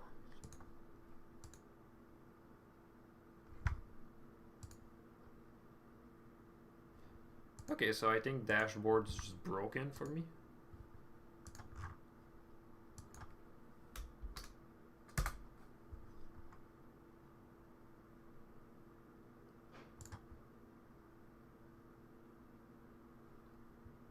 Okay, no, it still works. So let's go back with the questions I missed. What's that curly line grafting in animation software? Oh, so you have, for example, one of the things you can go with is, for example, you have the. Oh, actually, let me find something that actually shows better. So you have this part here, basically set in a function. Basically, it's called the function graph, and the whole thing with the function graph is that you have the animation. Basically tells, basically what you can do is can give it some kind of ease. So if you want it to start really fast and then slow down, you can do it like that. If you want it to start slow and then move fast, you can do it like that. It's basically that. It's not perfect. For example, that one, it just mixes the whole path together, and can also mix the whole quaternion as well. So you don't really have much choice. It basically moves in the 3 axes together at once instead of giving you a choice. You can actually change it in one of the settings, but the problem is that it's set by default like that. So you basically have dusk as a camera, just, you know, it starts slow, it moves fast, and as it comes, it actually slows down. It kind of helps to, basically, you're thinking of a camera that moves. When you actually go with that easing, you really think of a camera that actually, you know, you go with the camera and you push it, and as you start to push it, it's a bit, you know, it's heavy, so you have some slowdown at first.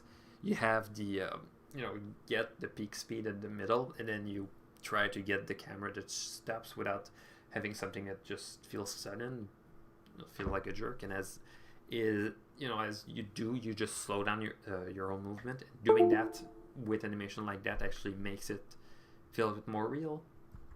It doesn't need to be something like shaky cam, where you have the camera that just shakes randomly like that. You can make it feel a bit more, you know, a bit more godlike, where you have the camera just stand still in place in the sky, even though it couldn't if you actually shot it yourself. Doing that with animation like that makes the animation feels a bit more appealing. So I've seen a lot of problems with some animations where you have the camera that just stands there and just starts to move, like all of a sudden. You don't even have a couple of frames to just start the movement, and it's not even a movement where, you know, something really intense, like, I don't know, someone pops in the frame and the camera needs to turn in a reaction. You really feel like it's you know, it feels like you get the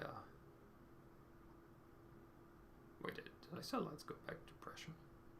No, wait, not with the pandemic and all that stuff. But yeah, the fact that you have a camera that just moves all of a sudden, and for example, just to do a movement that takes, I don't know, 5 seconds, which pretty long when you think about that in terms of animation. A lot of shots are gonna last maybe 2 seconds, but you go with that, and you go with but yeah, you have those things that you basically control yourself. There's a tool also that basically gives some curves to start with. Sometimes you go with the you know, you get something that just looks good with the default easing. You can tweak it to your taste and all. So yeah, so in this case I had the camera just pulled towards dusk as it turned. Well, as he turned, because he's trying to get back from the previous shot. Actually, it's quite interesting. He's actually a lot more blue than it actually appears, part due to the color correction. I wanted to look more sepia, and the fact that the because you know it's set in the past, you have the bright light that's really warm. That you can see in the later shot. So it just felt more natural, and it turned out a lot more gray, especially if you look at the his first appearance. Like even in Blue Room, it just feels gray when compared. So yeah.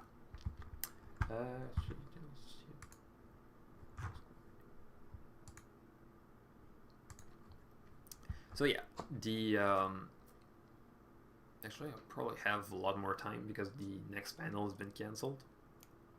So if you have any questions that I can answer, it's gonna be pretty cool. Actually, one thing I can show, because there was the other shot where you had Celestia just shows up. It was quite interesting because the whole idea was to redo something I did on the False Sunset Shimmer. You had Celestia basically turning to smoke. She gets teleported, and yeah, with those effects, it takes a long time. Beginning of harmony, scenes, attack 006. I think it was render 13. There we go. So you have this animation where I basically had a 3D model of Celestia and Luna that was posed exactly like that animation. And so what I did is basically just set it as smoke and put some turbulence and something explosive. So you have all the details of the smoke that would just show up. It's kind of grainy as a render. Doing the graining actually helped a lot. And the fact that it moved fast also really helped. But you have that smoke that just goes, and as it keeps going, it just starts to disappear. For that part, I did part just doing with the opacity of the smoke, and basically just to blend the two. What I did is that I put the smoke over top of Celeste and Luna for that one shot. And the whole animation was actually inspired. Because you have the one scene where you have sunset that just disappears, and it's actually if you look at it, there's it's quite interesting because the whole rig, you can see that our main was not modeled for that one. One thing I actually improved afterwards because I realized it kind of looks weird. What I did was I had the smoke, I put the outlines of the smoke and just blended between the two, and as it just went away, just got rid of the outline and just kept with the so it's pretty cool with that one shot because you had that and then you just focused on Celestia's shadow. It's quite interesting on that one as well, since it was a 3D background. It was smoke over top. Celestia here is actually just a 3D model of Celestia with her mane that actually flows. You even see her tail here, which was kind of misplaced intentionally. And you have the and then I held in that because I wanted to feel a bit more, you know, just I wanted to linger on that one. So what I did at that point was that I realized, well, you know, let's go and do something that's kind of similar with that.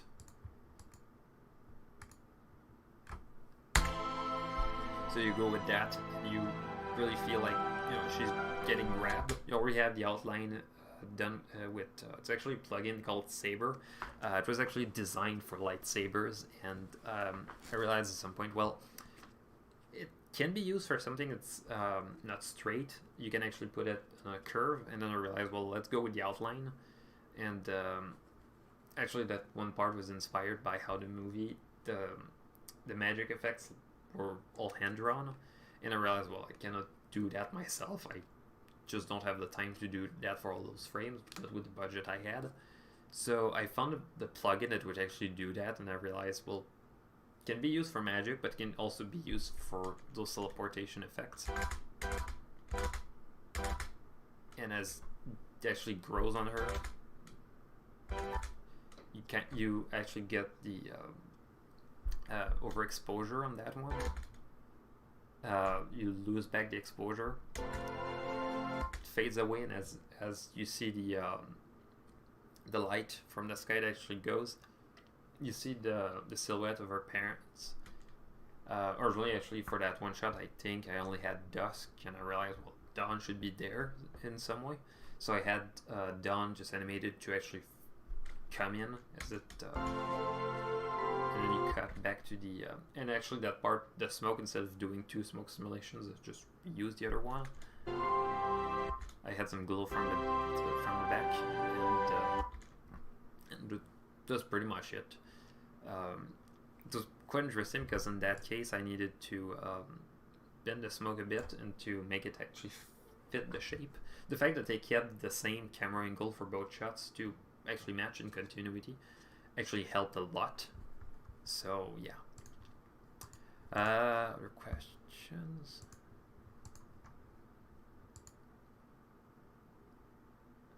How difficult was it from moving from Flash to Toon Boom? One of the problems I had is that when you have a symbol, the symbol itself, you create a keyframe for that, but when you create a keyframe, you can actually replace it by another piece. So a symbol, let's go with, you can actually change your main for that cup for that time. So, oh right, the cup itself is actually 2 pieces. Oh, actually one of the things with those symbols, you don't have loops with Toon Boom. You basically have all the pieces. You can change the inside of the piece itself. But the problem is that doing that is a bit less intuitive. So you have that. The transform tool, for example, I could grab that piece of main and move it. And as I move it, it basically keeps doing the animation no matter what. When it goes to Flash, one of the things is that you have the move tool, which is, well, you have the transform tool and the move tool, and they basically do the same no matter what. So for example, you have that in the middle of the tween, so I can actually move that piece, and it's gonna do it in between by default. So you have that main that bounces, then goes away and comes back. When you go with Toon Boom and actually use that one cursor, it's actually going to move for everything because it doesn't handle the keyframes. For keyframes, what you're going to want to do is use that tool or those tools here, so you can actually move it in 3D space, and you can actually get the tweening between those 2 parts. And then to get rid of it, you just press on that button. There's also the fact that when you have, it mostly behaves like 3D software, but when you have settings for that, you have all the settings like position, rotation. Well, you have the rotation, the scale, the skew. But if I move it, it creates a new keyframe. That one particular case is going to move everything, but you can actually move the position to be at a different to be at the different key. It's going to create a new key that just means, well, it's going to make that one point here just means for that one part, and then that one that means everything else. But you don't know that until you open that part. With Flash, one of the cool things is that when you have a point, it just means everything. If I think I'll use ray tracing for light, actually, funny thing, I've been using ray tracing since 2013. Actually, if you look at Project Thundercloud, actually I have Project Thundercloud open here. If you look at, it was not very good for the time. If you look, for example, you have Derpy here that reflects. It was all done with, actually it was done with Blender Legacy, and that with retracing was not the best. And there was also, I tried to, replicate the look of that ray tracing for other scenes. So you had shadows everywhere. You had the characters casting shadows, and I realized, well, it doesn't look the best. Like, it clashes with the rest of the scenes. So I, at the time I was doing my best, but yeah, that was ray tracing back then. There was next project like the Fall of Sunset Shimmer, all the 3D backgrounds were ray traced, and what I did was that I went on Photoshop afterwards. For example, if I look at if I look just at that painting here, I did some tweaks to make it more paint-like, so the corners were a bit more blurry on the side like that. It really felt like there was some kind of paintbrushes. That one was also ray traced, and I did what I did was I used the depth map to basically just extrude to get basically just get some kind of sense of depth. Actually, I have.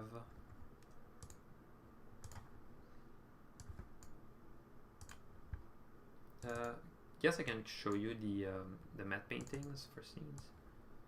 So, opening, I think it was 8. There we go.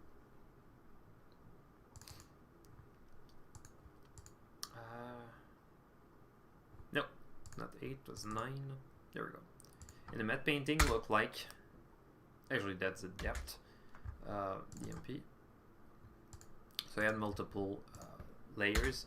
So I had that for the diffuse. I had, oh yeah, right then. That's for the. So you had the reflection as well. You had the vignette because I wanted some vignette effect. That one was just a placeholder for scale. You had the volumetrics and that layer, the depth for reflections. So you had all the layers combined, and all those were actually based on render. The render itself looked like this with ray tracing. Oh, okay, no. So it looked fine. Like the reflections were kind of weird, in part because I basically had the sphere light. Told it to ignore shadows, so it would actually pass through it because I thought that the ground itself needed to be a bit more sparkly. So I had that was all ray traced and took a while to render that. Date modified and date created. That one render took 4 hours, just that one single frame. So when it came time to do the matte painting itself, that one was the mock-up. I realized at some point, well, looks good, but could look better. I think the preview was the preview itself for the animation was placed over top of the placeholder for that.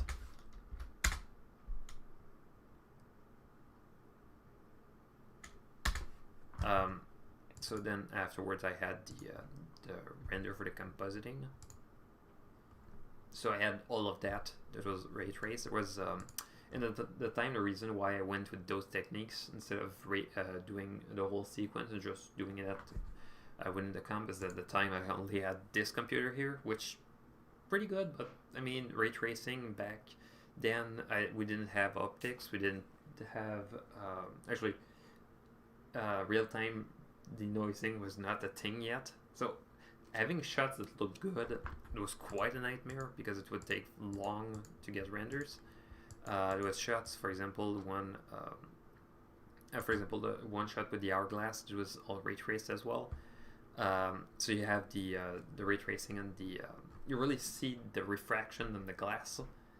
I needed to have Celestia in the shot, so Celestia was just an animation on a card that was basically I just did some shading that would match the rest of the scene, and I had her just walk on the card, just bend the card to have a bit of so you see if you look at the hourglass, you really see that her horn actually refracts in it as it turns. You really see that you see the footsteps as well.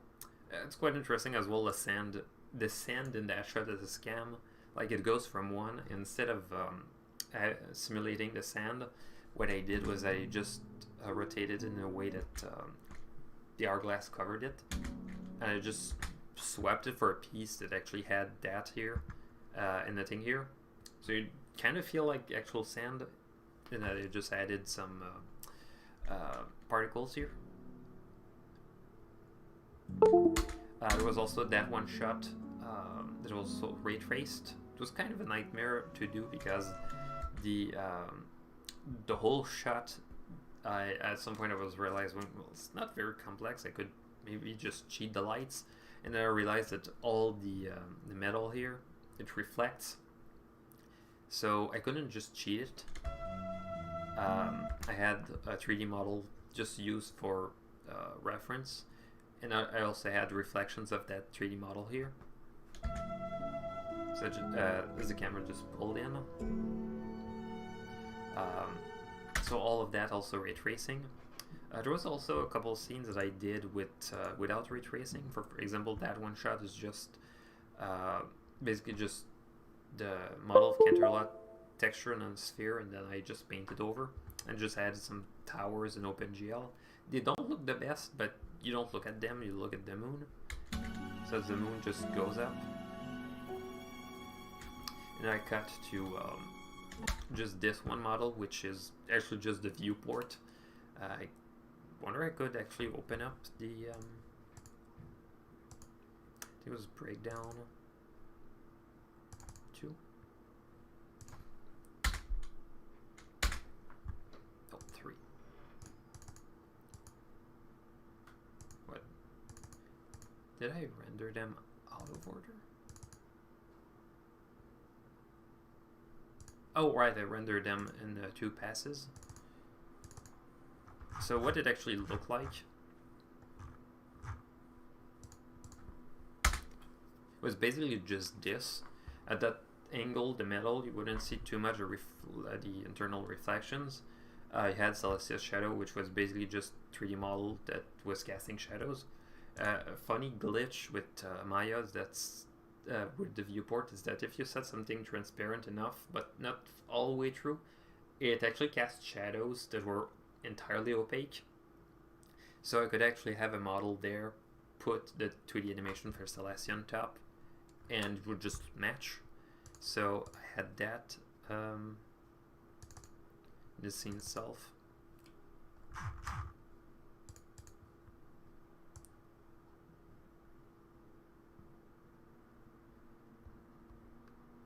I put preview. Oh, preview. And the actual preview looked like this, and that was it. So you had the in the viewport itself. The viewport, there's a limit.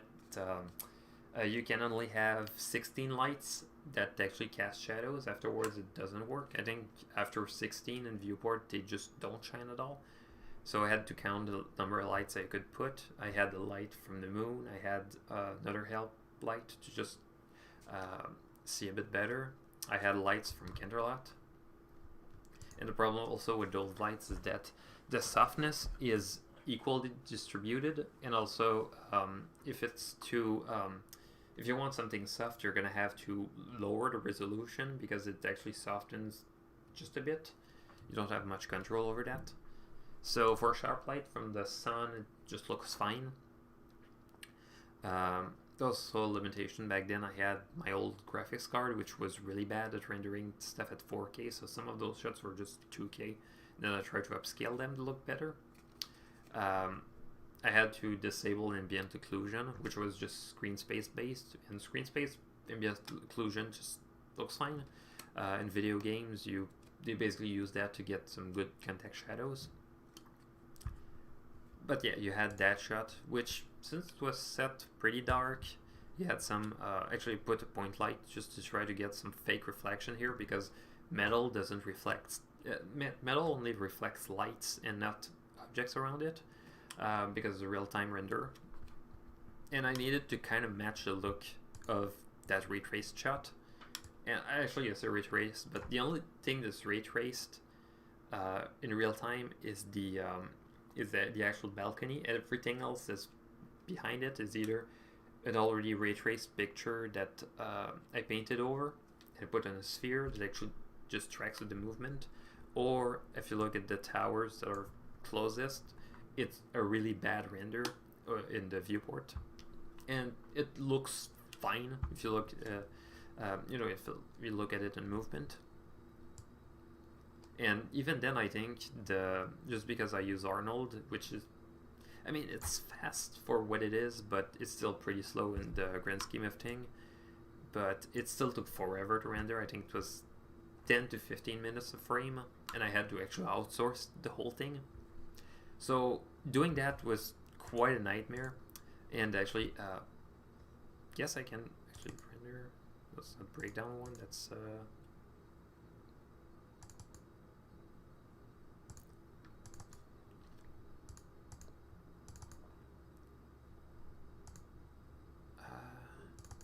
oh yeah, I think it was MSI Tower. Actually, I'm gonna open the shot just to show you how it was it.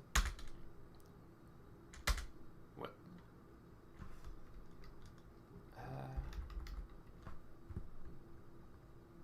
Oh no, that's not the.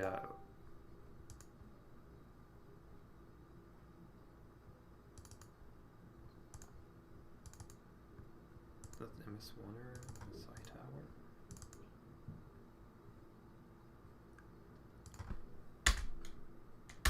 Yep, that one. So I had this scene, and that one's kind of, it's not the best example because that one was used. It's actually an older technique that I used for that one. I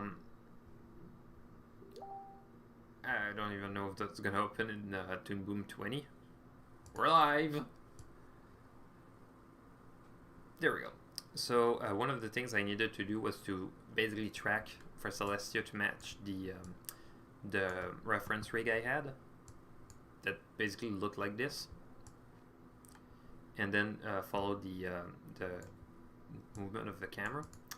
It's quite interesting as well for the actual movement, because the idea was that I needed to keep Celestia in that corner of the frame, and as she turned, she needed to still stand in that corner instead of actually rotating while being in the middle of the frame. So when she looks farther away, it actually feels like she's looking in the corner like that. So I had that part. And as it continues, it was pretty good as well because I had some sort of reference for the direction of the lighting. Although for that part, I basically just tweaked it myself. You had Celestia here, and one of the things you can see is that corner here with the circle, which actually makes sense for that piece because I needed to have something to actually track, to look at. So what I did was that I had render of everything as well, but the center of the body was actually that, and I actually used that as a reference for what the rest of the movement would look like. I also, since the hoofs were standing on the ground like that, what I could do was that I could just basically match the ones that were 3D modeled like this, and that was it. It was a bit tricky because you know, it goes with the frame itself, but when it goes outside of the frame, what do I do? The fact that I had the circle that was always in the frame as a reference also really helped, and the fact that you don't really see it outside, like you don't see that the legs break out when it's outside of the frame, so it doesn't really matter. I'll say that again and again. If it's outside of the frame, don't worry about it. Like, you know, you want things to make sense in the frame and make sense with how they correlate to other things that you've seen previously. For example, if you see a character that just walks out of the frame and the character just stops looking directly, like doesn't match the eye line, it's gonna be broken a bit. But in this case, you don't really care because they're outside of the frame. They don't need to be, so the camera just pulls and rotates. One thing that kind of bothers me with that shot is the entire timing of the shot is all driven by the background plate because of the nature of the shot.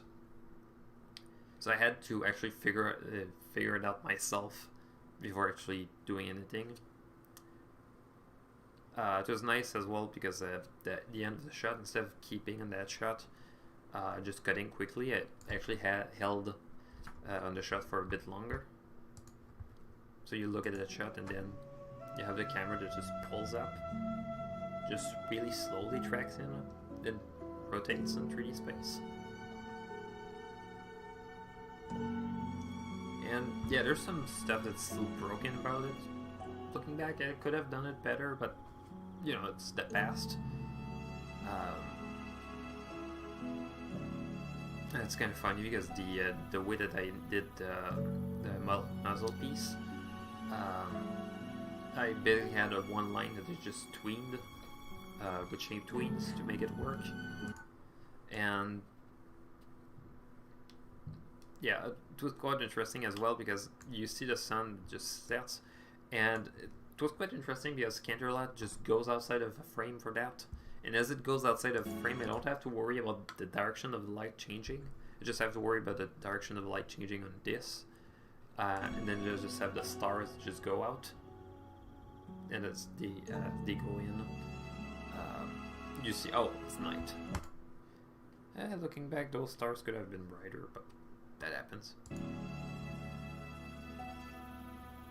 And you can see as well with the lighting inside, there's the fact that all those contact shadows were a nightmare. One of the techniques I used back then, when I realized how grainy the indirect lighting would be, I realized, well, let's blur the indirect light, just work, and kind of help to pull some kind of look out of it. You can also see the tiles that are basically just one tile that is looped around. They don't look the best, but you don't look too much at them. You just complete the whole thing. And she goes, and as she goes up, you can see a bit the movement where she just goes, no, and you see her head just moves a bit left and right. The fact that the rig is 2.5D with those layers and all, the fact that I could actually have the head rotate like that also helped a bit to add some damage to the whole thing. Also, one cool thing is that since the layering 2D stuff on top of 3D stuff, you have some pieces that don't line up the best. The fact that this piece here with the railing doesn't actually cover up in the frame, I didn't have to worry about that part at all. The only masking thing I had to worry about is previously in the shot, where we have that part of the railing that kind of goes over her, and that's it.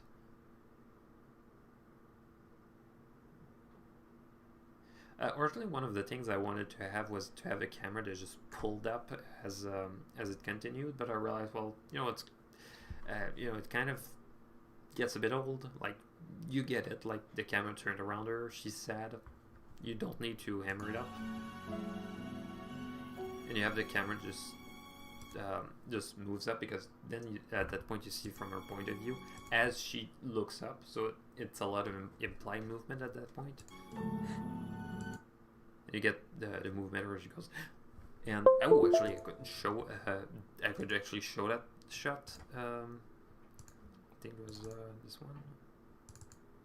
There we go. Scene.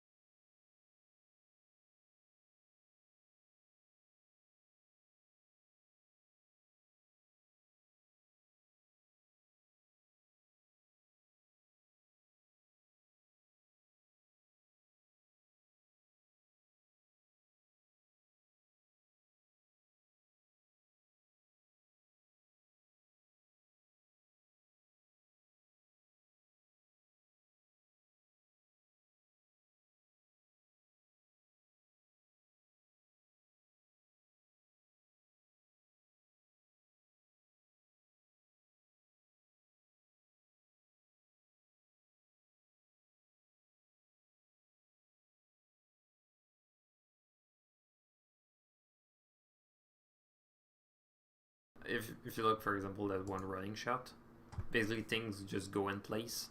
Just you actually have that with 3D animation as well, because basically you keep the first frames for just setting a basic pose to start simulations. Sometimes it starts at frame 1000, but the fact that you have those frames just looks silly, and then it just snaps something serious. I don't know, it just looks ridiculous in for me. So yeah, one of the things that kind of help for that one shot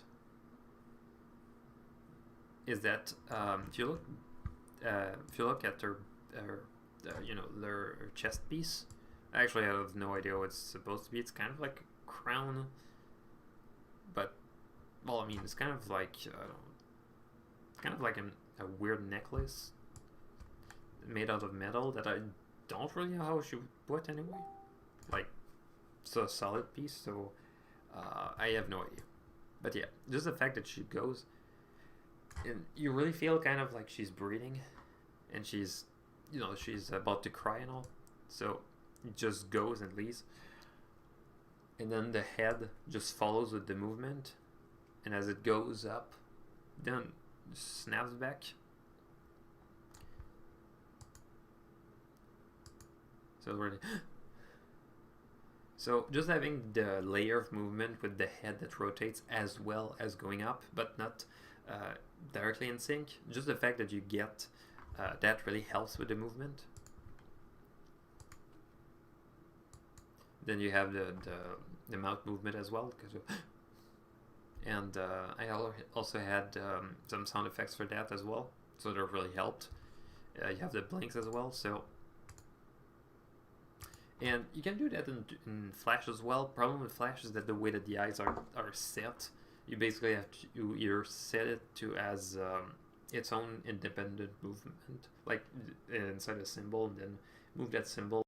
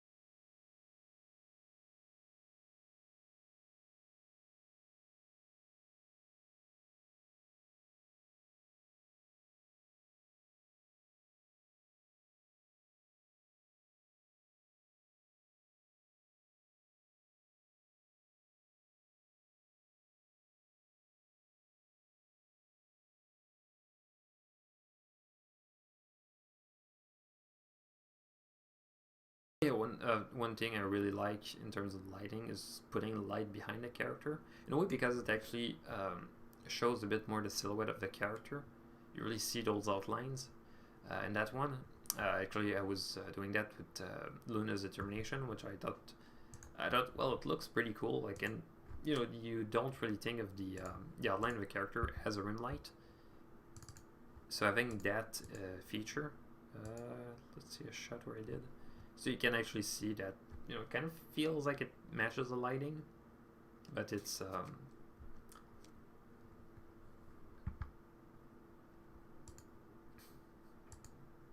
was there another example? Oh yeah, there was also the scene of sunset. It's pretty interesting as well. You look at that model of Canterlot. How did I do that torch? Oh, I think you're meaning the one where you have Celestia running. It's actually quite interesting because the actual animation is actually real fire.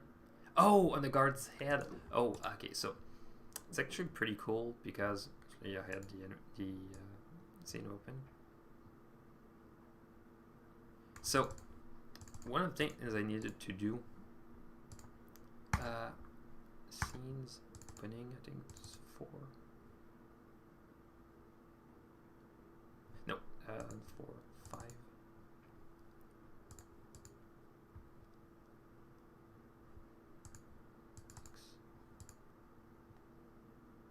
There we go. So one of the things I needed to do was to actually match the, basically I had the guard that,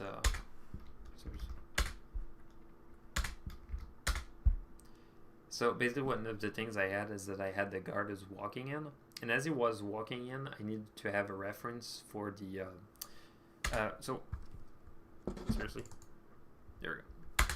So one of the things I had is that I had just a 3D model of the guard just sliding in.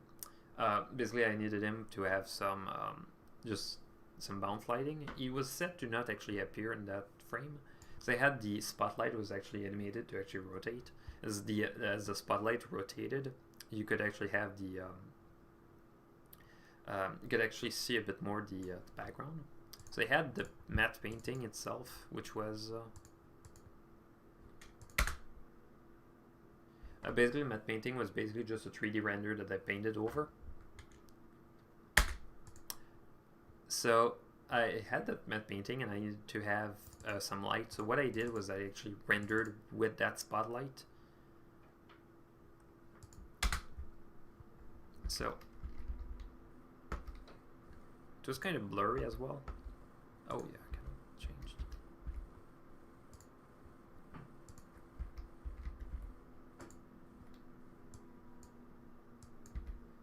Oh, I'm stupid, I cannot control.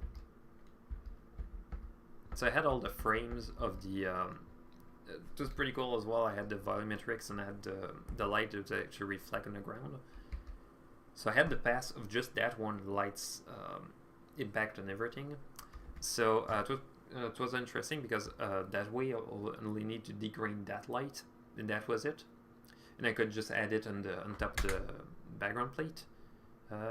6. Actually, I guess I can open up the composition for that shot. Project, don't save.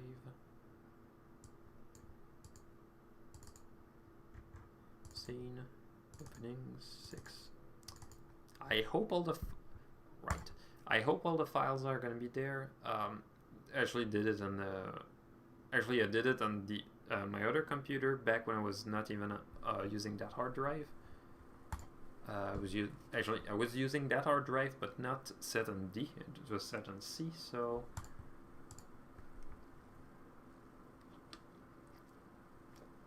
It's warm. So I had the camera movement was basically just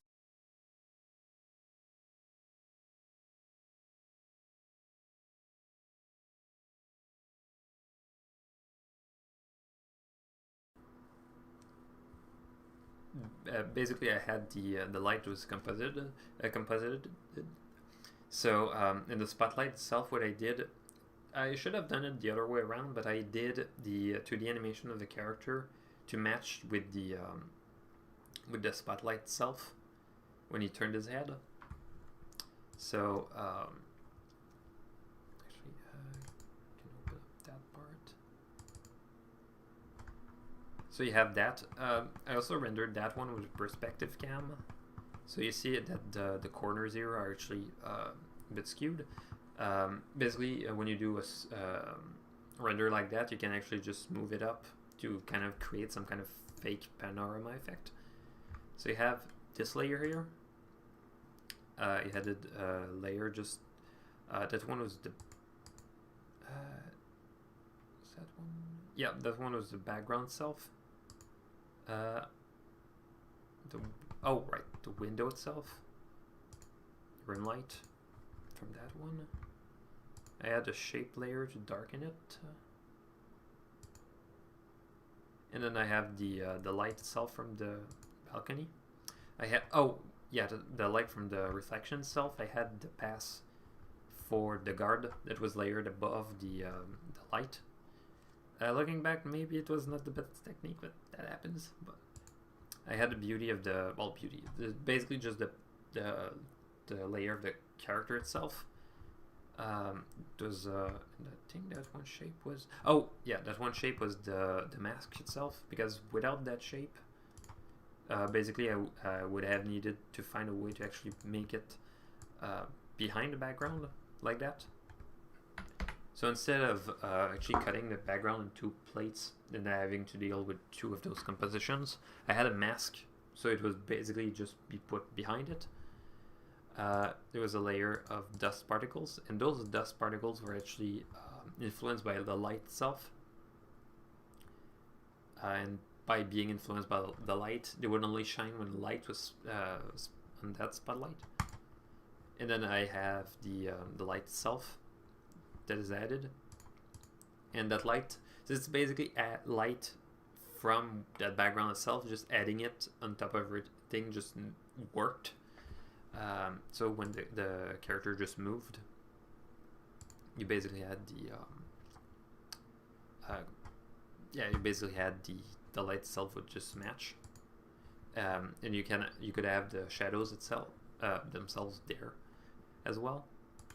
So and if I remove the dust particles, you can see a bit why it just doesn't look right without them. So just adding them like that, pretty cool. Those are nulls. There's a light here. The light was just a light just to imply that he was going from a room that was lit from a room that is not. Because I realized, well, they don't want to put bright lights in parts of the castle that just nobody are gonna walk in during the night. I had some fog, which was basically just a fog light from, if you take it out, just basically just a fog light coming from a sky. And since basically a light doesn't impact the other one, just adding them like that could work. So I had them back like that. I had no, I got rid of those in the final one. I added some flare just over top of that, just to make it a bit more real. Although I kind of clipped them, so it doesn't look quite real. And what I did was I just animated it to basically just track with this movement and just turn off when it would be taken out.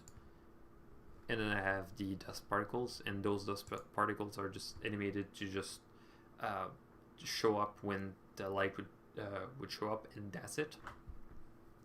Then you just add all those layers back together, and then you have just a little layer of bloom over top of everything. It just works. I actually use a technique similar to that with another scene that I thought was actually a pretty much cooler example of that, because I think the guard one was the first one. But when you have Sunset that actually just walks, and she just runs to basically the light that she casts, you can see the shadows everywhere. Basically the light itself was actually just from another spotlight like that. I had the card with guess I could show you as well. It's I think it's so it's sunset opening. Sunset intro. There we go. Originally, I was just supposed to go with just a spotlight with some masks, and I realized, well, it doesn't look right.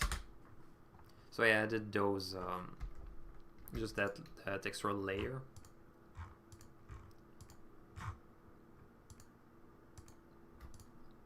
I'm gonna open the composition of that one. Sunset intro 2. Open up project, don't save.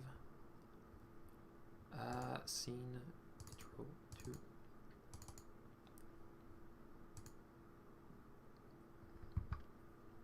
There we go. Let's go with quarter.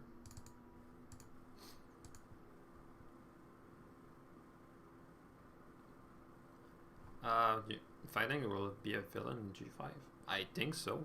I think the only generation without villains with G3, like Tails technically had antagonists, like no big baddie who wants to rule the world, but yeah, I think it makes sense that it would have a villain. I don't know if, pretty sure the movie is gonna have one. Like, it's pretty rare to have a movie that doesn't have an antagonist somewhere.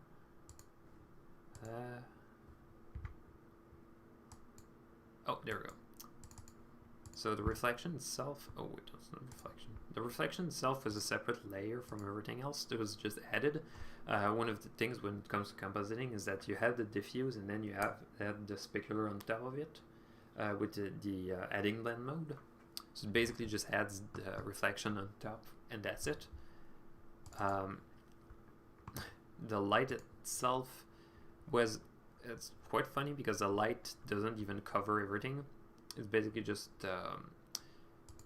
this layer that was added, and I had to use some upscaling just to make it fit.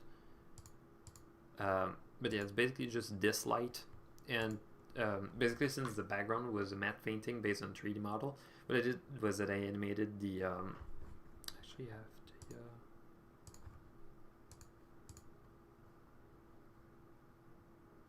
I have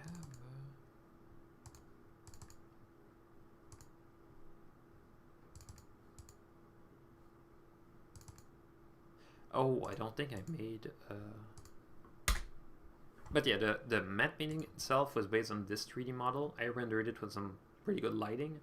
It took a while to render that plate, so instead of having to re-render everything with the extra light, I just rendered that extra light alone and just added it. I also rendered it at half res because I realized, well, nobody's gonna even see it that much, like it's very soft. And that was it.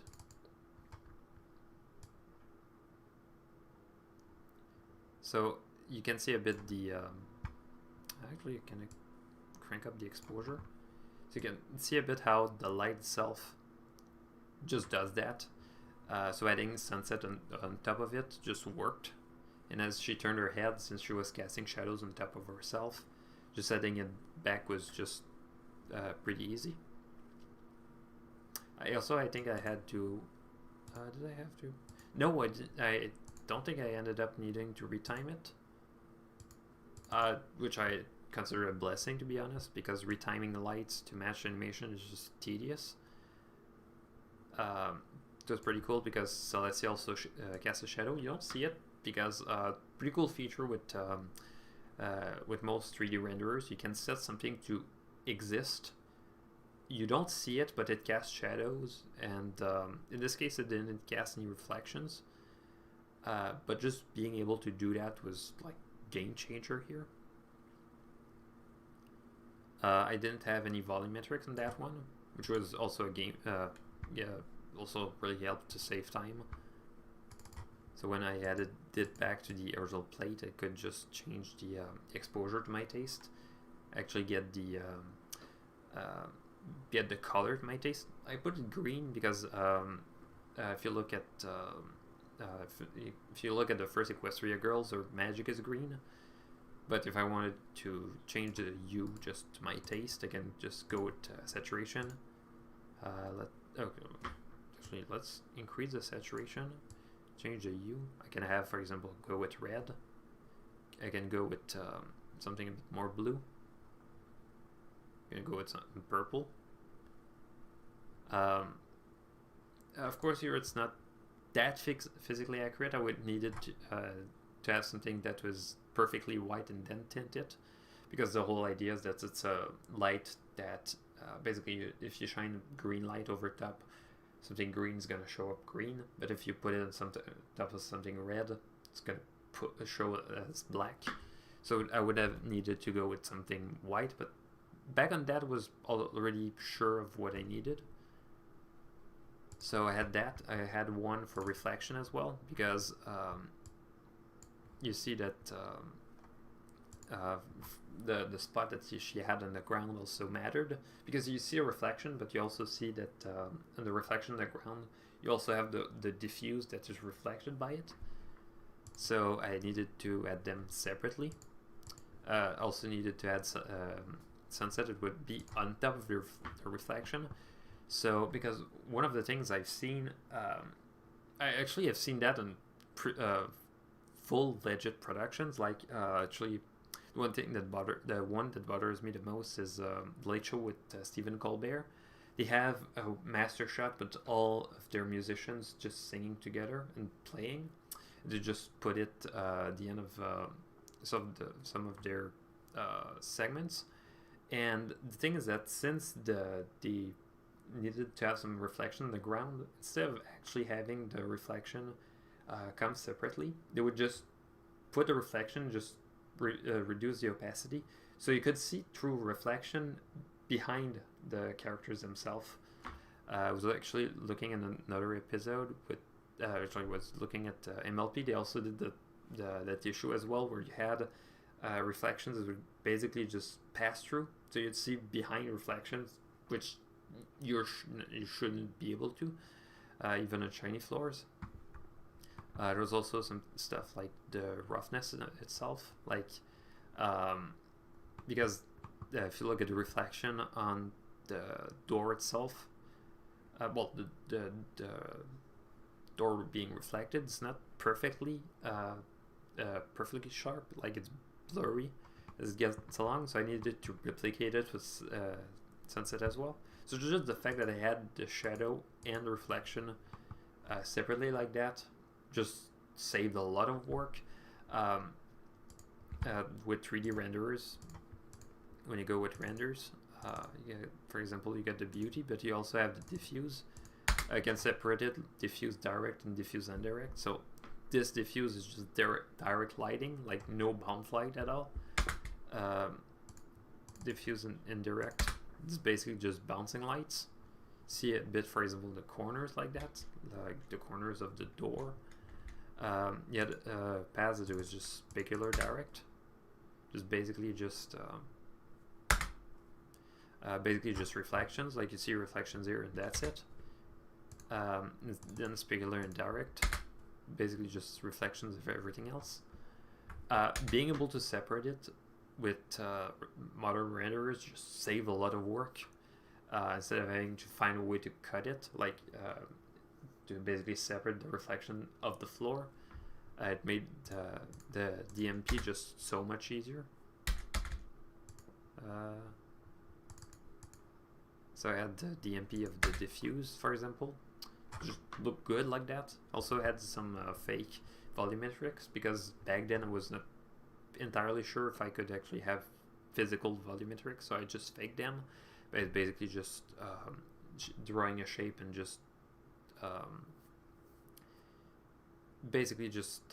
soften it with the smudge tool.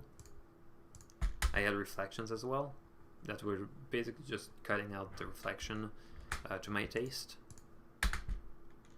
and basically just combining them and putting the characters and just matching the shading just worked really well. And then once everything was done, what I could do was just adding a little dose of bloom, so everything would just blend together. And also had it, I think. Oh, on that one, no, I didn't end up putting lens distortion. I'm very guilty of that in a lot of shots with the beginning of Harmony. Like,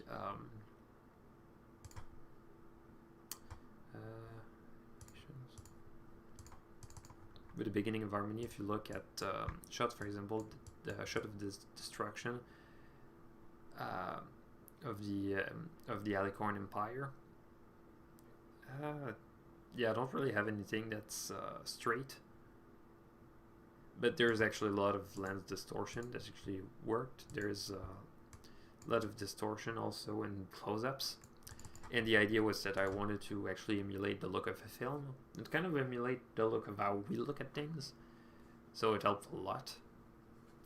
But you know, it's mostly my own personal style. If you want something that just looks very straight, don't go with it.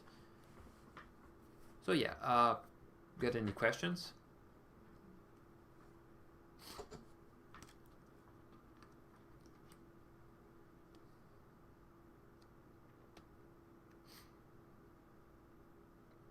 We got about 15 minutes more. Like, guess I could talk about previous projects.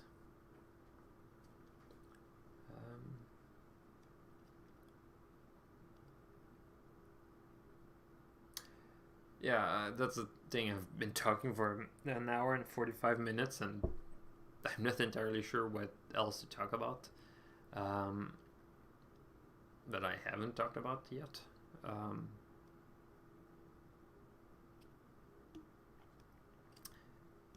Yeah, actually, there was one scene in the beginning of Harmony that I'm gonna have to show it later, because it actually ties into my Starlight Glimmer project. So yeah, check marks are for transparency. The problem is that if you go with a plain color, it's kind of hard to know if it's actually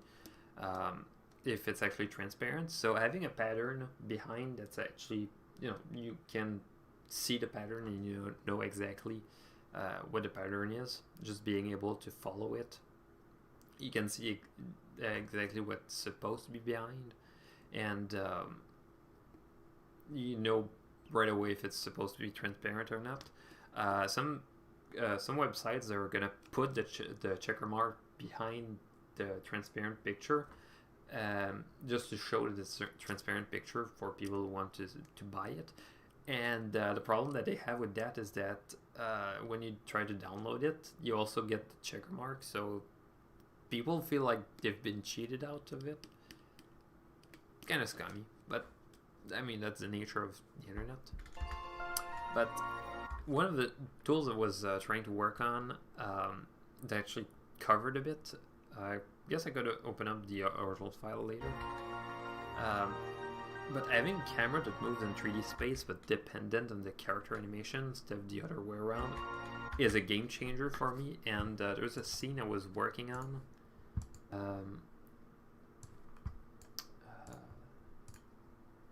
Scenes. Scene. I ended up finding a way to actually get the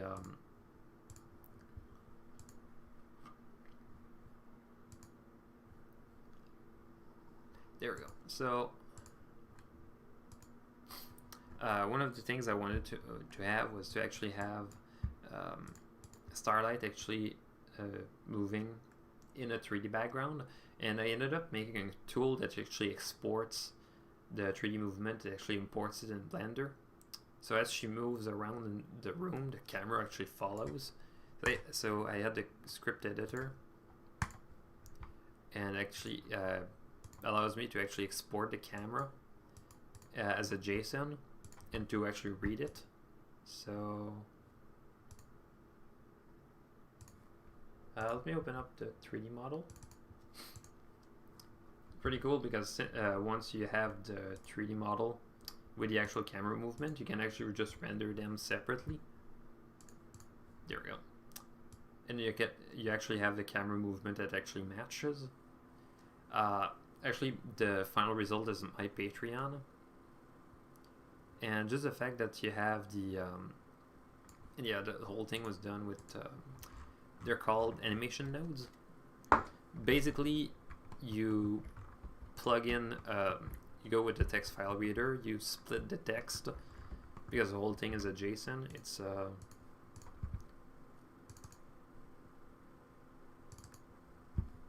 basically just text, just coordinates. It's kind of boring, and I didn't want to have to manually type those things. And the original solution that I had was to make an Excel spreadsheet.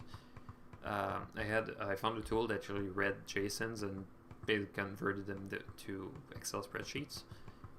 And I realized, well, it's gonna be tedious to actually have to do that all the time. So I ended up having a tool with animation nodes that actually read that. And because Toon Boom lets, pretty cool, it actually lets you actually go with camera. You have the peg that actually controls everything and just exports all those coordinates with that script. I have no idea what it was meant for, but it was clearly not meant for Blender, so I had to actually make it work with that. So just having that opportunity like that is like a game changer for me. Can have a long continuous shot, and it actually tracks, because one of the problems I had with this one scene, since it was basically based on the play blast, I had to actually try to match the camera movement by hand with one of the pegs. That was basically just trying to match the. So now that I actually have the control within Toon Boom, it's like it's so much easier, it's so much straightforward. So yeah, that's one of the things I'm really glad that I'll be able to explore more. Like as I've shown earlier with Celestia, just having the fact that I had no control over that was quite a disappointment for that one shot, since I had everything preview. Could actually have I could basically have the preview within my timeline in Premiere. Basically just make it match the tone. Like if I felt the pacing was kind of off, I could actually change it within that one software instead of having to change within Maya and trying to redo the whole animation in Toon Boom. So, you know, I'm quite glad of that one change. So yeah, that's what I'm kind of looking forward with my next project. Like, I'm kind of hoping to get it done by the end of the year. With the pandemic and all, pretty much all of my plans were kind of shattered. So I have no idea if I'm going to be able to show it at the convention at all. I have no idea. Like, right now with vaccines, I don't know what's going to be my spot. Like, I got asthma, so it's one factor that actually influences how the virus is going to affect me or not if I get it. And I've been doing my best to get the virus. Like, I've been staying at home as much as I could. Pretty sad. Like, I haven't seen my mom in months. I don't know, I'm feeling lonely. I'm really glad that people online are here so I can chat with them, but no conventions for a long time, so just the fact that we have those online events like that, just a game changer. Yeah, I have no idea what's my next convention. Like, hopefully we can get the whole pandemic sort of figured out by 2022. I'm kind of hoping to be there for HarmonyCon. Now that they have a new hotel, that's closer from the airport, so I think it's either a walking distance or they have a shuttle. And last time I've been to a convention that was in a hotel that was right next to the airport was Canterlot in 2013. It was really long. Like back then it was right after first Project Thundercloud. So, and those cons, since the hotel is small, the experience is never the same. And I kind of like that cozy feel. Like, there's something really oddly charming with smaller cons. So yeah, don't know if it's gonna be TrotCon. Like, there's some talks that maybe they're gonna be able to give the vaccine to everybody by July, or June, I don't remember, or even May. The thing with that is that you have 2 doses. You have and they have to wait 2 weeks. And there's single dose vaccines also. They're figuring out who is gonna get what because who needs what. And I think the single dose vaccine is slightly less effective. So, but yeah, I'm not gonna talk about that stuff. Even though, actually, it's a funny thing. I'm gonna stand up and just show you one of the.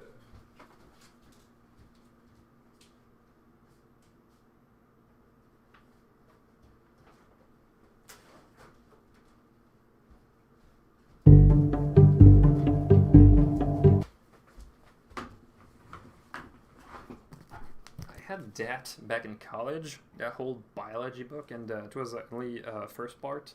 We had another one, it was in green, and just give you a good idea of the thickness. I think it's index, sources, glossary, about 1,300 pages. Like my original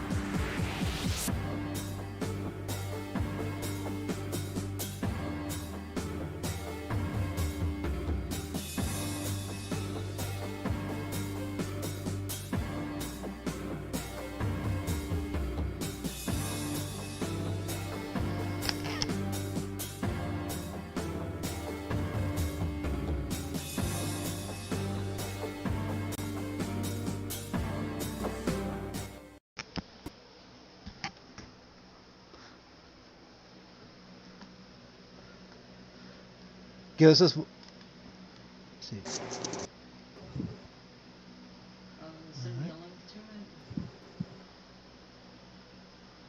All right, give me 1 second here. We're currently doing a quick audio check here. Hello, this is an audio check.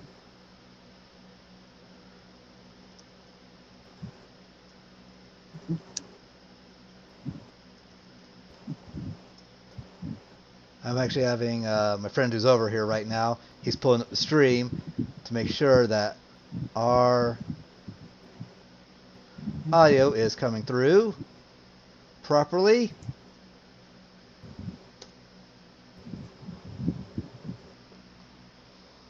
Seems to be coming through. The rest of our we have more members of the crew on their way here right now from their little respective posts.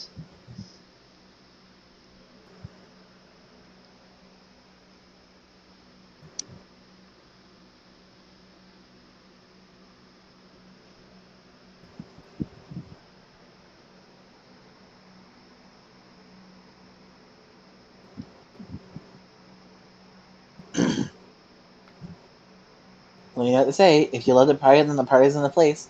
Got the boom, got the bass, and it's gonna shake it in your face. I'm gonna see if that's all I want this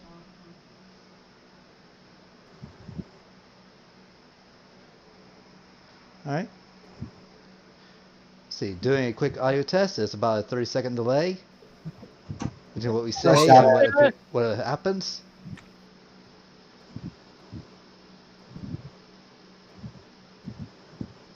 Make sure that we're capturing our audio.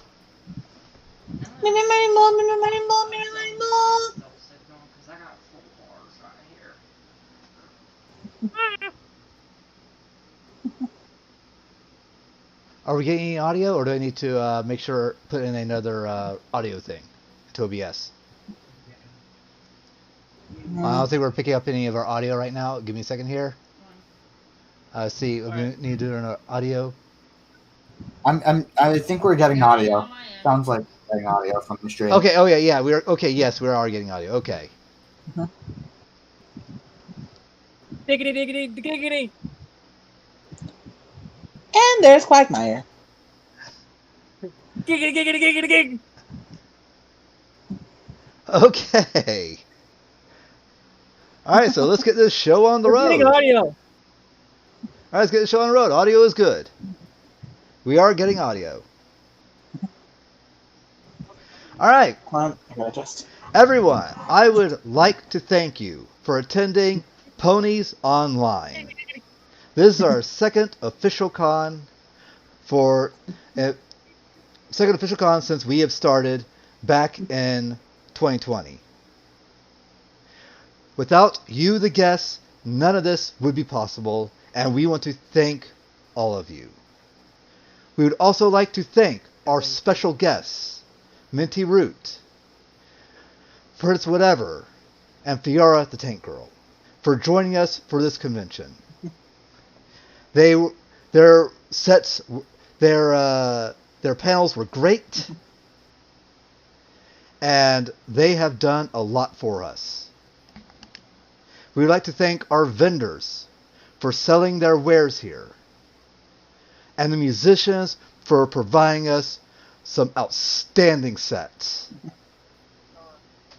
And finally, I want to thank our staff, for without them, none of this would have been possible. They have really helped pick up the slack where I was falling behind. And they helped us pull this through. So I would like to turn this over to some of our other staff members here so they can say a little something. I'd like to add a personal thank you to Rainbow Derpy for hosting the Ponytown server for us. Thank you. Anyone else? I would like to thank the people who participated in this con, and thank to all of you who attended this con. because that makes us want to come back. You know, that makes us want to come back and do another con. Yeah, I'd like to say something. Do Okay. it.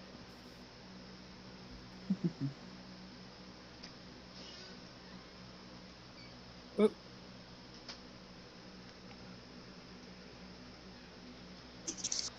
All right. Who's it? You say you want to say something? Yes. Do it. Well, I'll just say, oh. 1 second. Okay, so thanks for the opportunity. Thanks for all the fun. I hope to be here next year. Thank you so much for everyone that attended. Y'all made it a blast.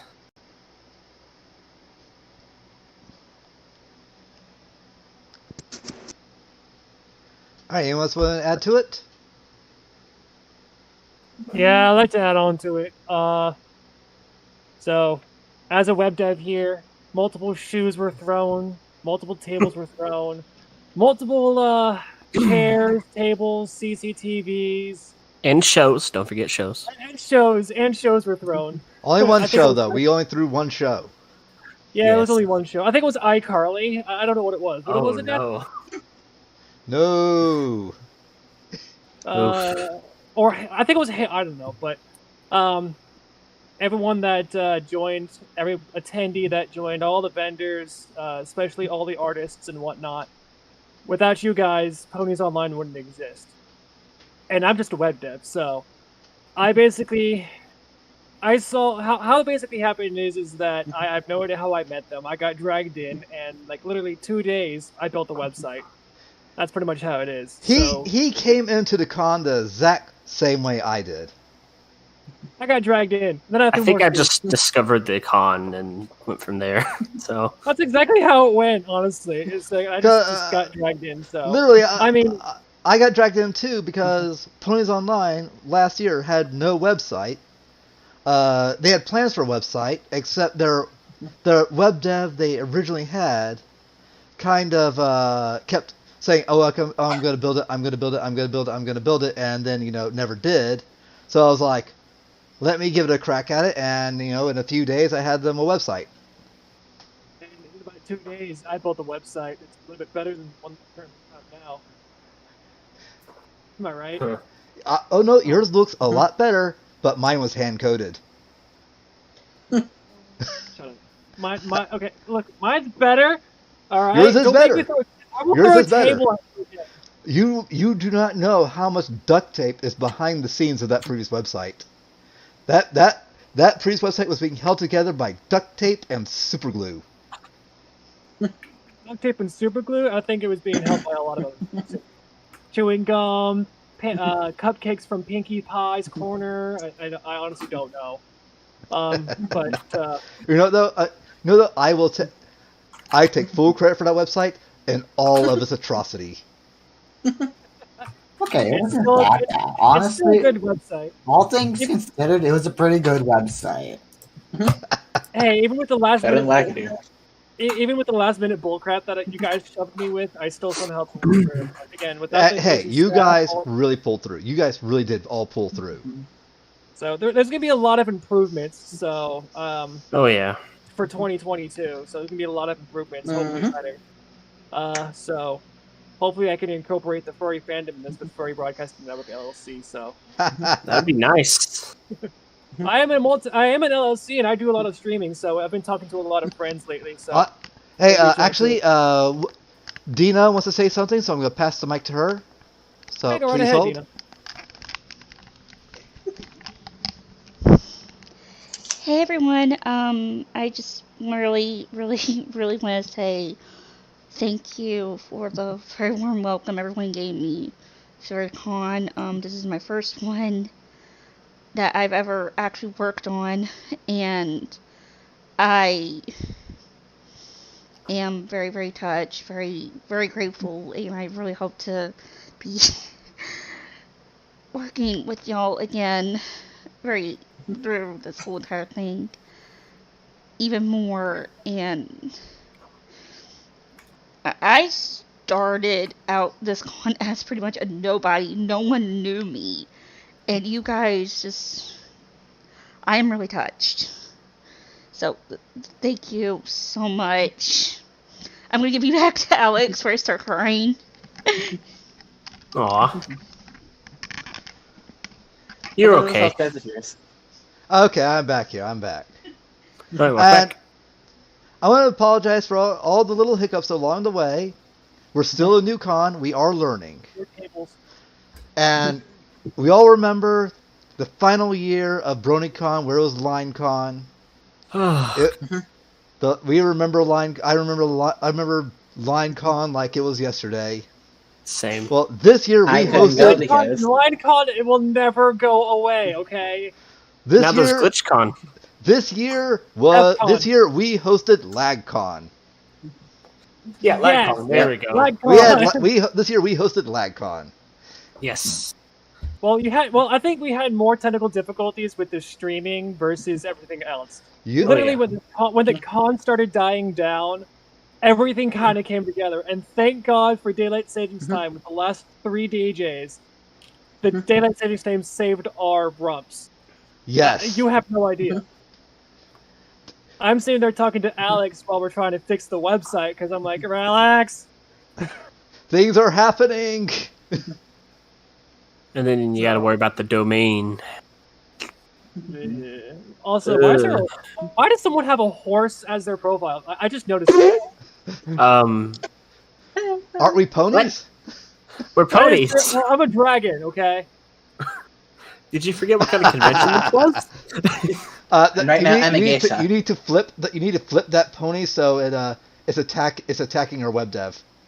Oof. No, don't make me get the bricks.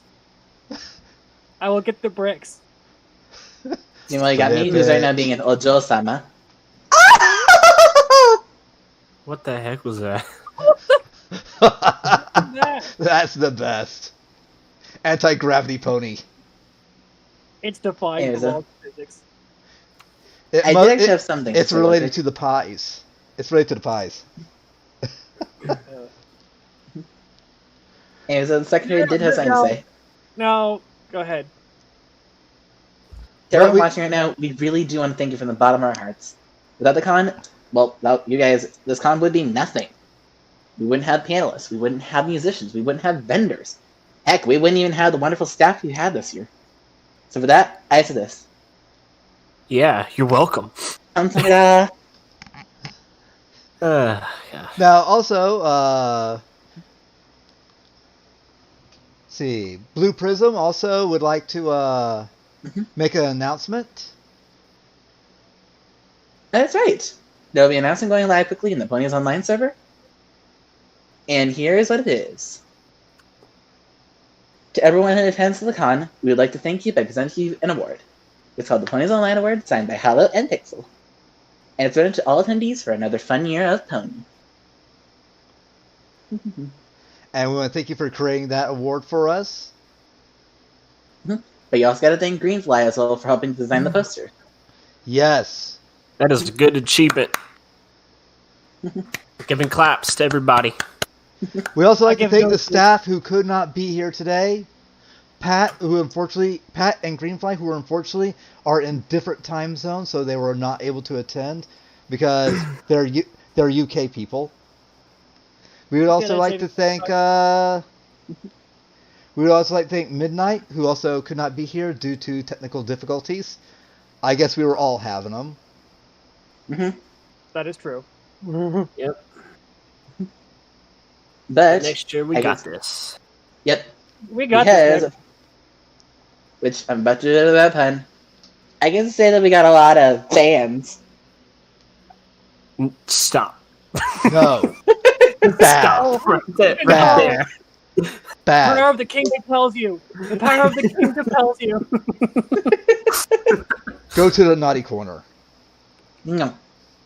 Remember, if I go to the naughty corner, I can't write down the documents for being your secretary. Damn it. Well, hold on. You do have to do what he says. He is your boss. Technically speaking. But in a way. Okay. finish the documents, and then go to the naughty corner.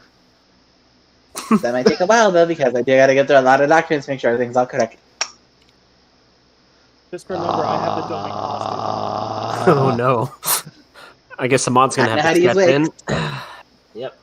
Fight! I'm gonna step in and fix this real quick. One, let me do this really Also, quick. I'd like to thank our great mods. They did an excellent job. We kept the chats almost completely cleaned. Almost. And we actually had very little problems this year. Yeah, very little. Except for the person that starts with R and P, and that's it. Yep, that's all we need to know. That's all we need to know. Well, that's all they need to know, actually. Yep. Role playing. Yep. Yeah. Also, to the mod fight comment, I have one thing to say. What is that? Round one. Round one. Fight. Begin. Fight. Fatality. Please press 5 now. Oh gosh. Can I get an F in chat, please? F in the Yeah, chat. that's right, the one of our mods are staff good. says- I got F in the chat. One of our. F in the One of chat. our. That's a This C, is close enough not as you're an gonna get F. from me. That is a C, not an F. No, C Oh. is this. F is like this. F is for friends, Can and you we do stuff together. U is for you and me. Stop. Yes. No, no, Thank no, you. no, no, Try to no. get this video copyright strike day. It already is. I know. Let me just log into the Gmail and tell you how many strikes we have on that one video from AH. Oof. Anyways, You get though, a But it's best. you get a But it's best to not think about it right this very second. How many copyright strikes we're gonna have to deal with. Yeah. anyways, though, 27. I believe that this. If you Sorry, ignore it's them, my they house. go away. That No, is they true. don't. Wait, so if we No. ignore you, do you go away? Yes. Pretty much. No, unfortunately, I can't go away. Yeah, unfortunately, I Yeah. can't either. I have to be here. And I'm choosing Anyways, to. though, Not being forced. I don't have a gun against my head or anything. I don't know what You you're have a talking head. You But have we a did headset. we did put a gun against his head. We did shackle him to the ground. about. I think though it might. Page 13. Okay, this is the page 13 convention. Anyways, Maybe. though, I think we should probably end the stream here so we can make sure we all get to bed at a reasonable time. Because admittedly, Alex, you don't need your sleep. What is bed? Yeah, right now But it's I 3 would o'clock. like to say we are going to be having we are going to have an after party. It's going to be in the Ponies Online Ponytown server. It's going to be Ooh. played off by. Been talking to somebody. It's By 12 who? a.m. Chief Come Hunter. on. A Chief Hunter. Okay. Yeah, Chief Hunter. It's 12 a.m. to 1 a.m. His It's set's 1 going to be hour. 12 a.m. to 1 a.m. Oof. But he said he was more than happy to do it. Uh-oh. Cool. What happened? Oh, nothing. I Oh. do got something to say as well as for Something the- happened. So there will be feedback forms coming out soon. So just pay attention to the announcements chat. The website is now offline officially for 2022. So I'll see you guys all in 2022. Sounds good. Yes, YouTube is very mean. I see that. You're very And now I think it's time we end this off the correct way. Yep. 'Cause I don't think they did it properly like HotCon. How about we end it off with a bro hoof? Okay. Well, aside from that, how about the equestrian anthem? No, that's the New Lunar Republic.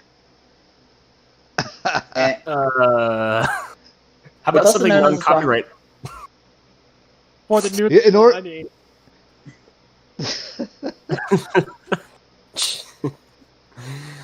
If he wasn't in off the equestrian anthem, why not? I don't remember it. let me get things set up really quick. Just let me get things set up really quick. Okay. Alright.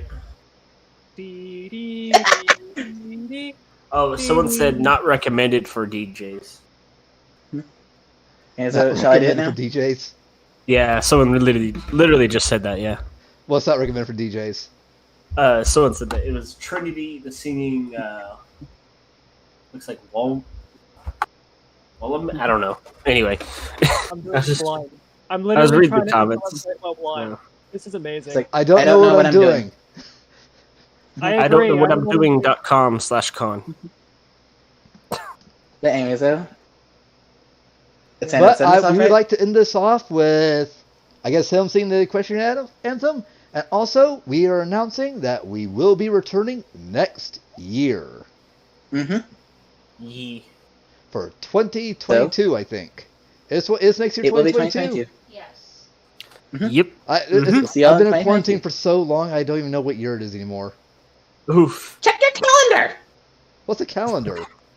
That's a calendar. It's called you Doesn't scroll down matter on your again. phone, and then you do this. Oh, like Sunday, March 14th. March 14th! Oh, copyright strikes galore for the DJs. That's why. Okay. You're well. Oh, well, I warned you. Anyways, though, so I guess trying to set I up. There we mean, go. that's why you don't stream it on platforms. You like do it in the server, so you don't have, you know. No, you'll be fine. You guys still have your copyright strike. You still have. You don't have. Your Yeah. copyright. Let's get this up again. All right. Good, So- Klaus. I don't know the anthem, so I do. okay. I know. I don't know what I'm getting I doing. didn't ready. even I'm know they getting had really an getting ready anthem. to play them. He is getting ready to do it. Equestrian, the land I love, a land of harmony. Our flag does wave from high above, for pony kind to see. Equestria, land of France, where pony kind do roam. They say true friendship never ends. Equestria, my home. It was so bad that I made the microphone blop. I've seen that. You did a good job, though. Good job. Which, All fun right. fact, is actually just a. This isn't a real microphone, it's a selfie stick. Ah, well, I gave you claps anyway. All right. Yes. Got one last set Thank you guys coming again for up attending. with the Chief Hunters playing us out at from 12 o'clock to 1. So you better show up.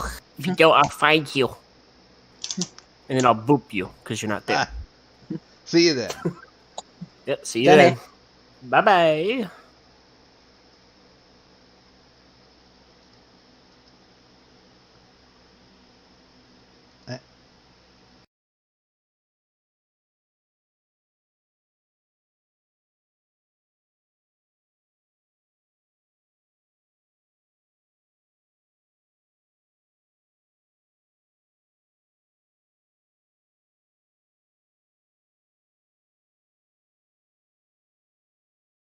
There we go. I got my mic now on. So thank you guys for coming to Ponies Online, and we are gonna have a fun time rewatching this.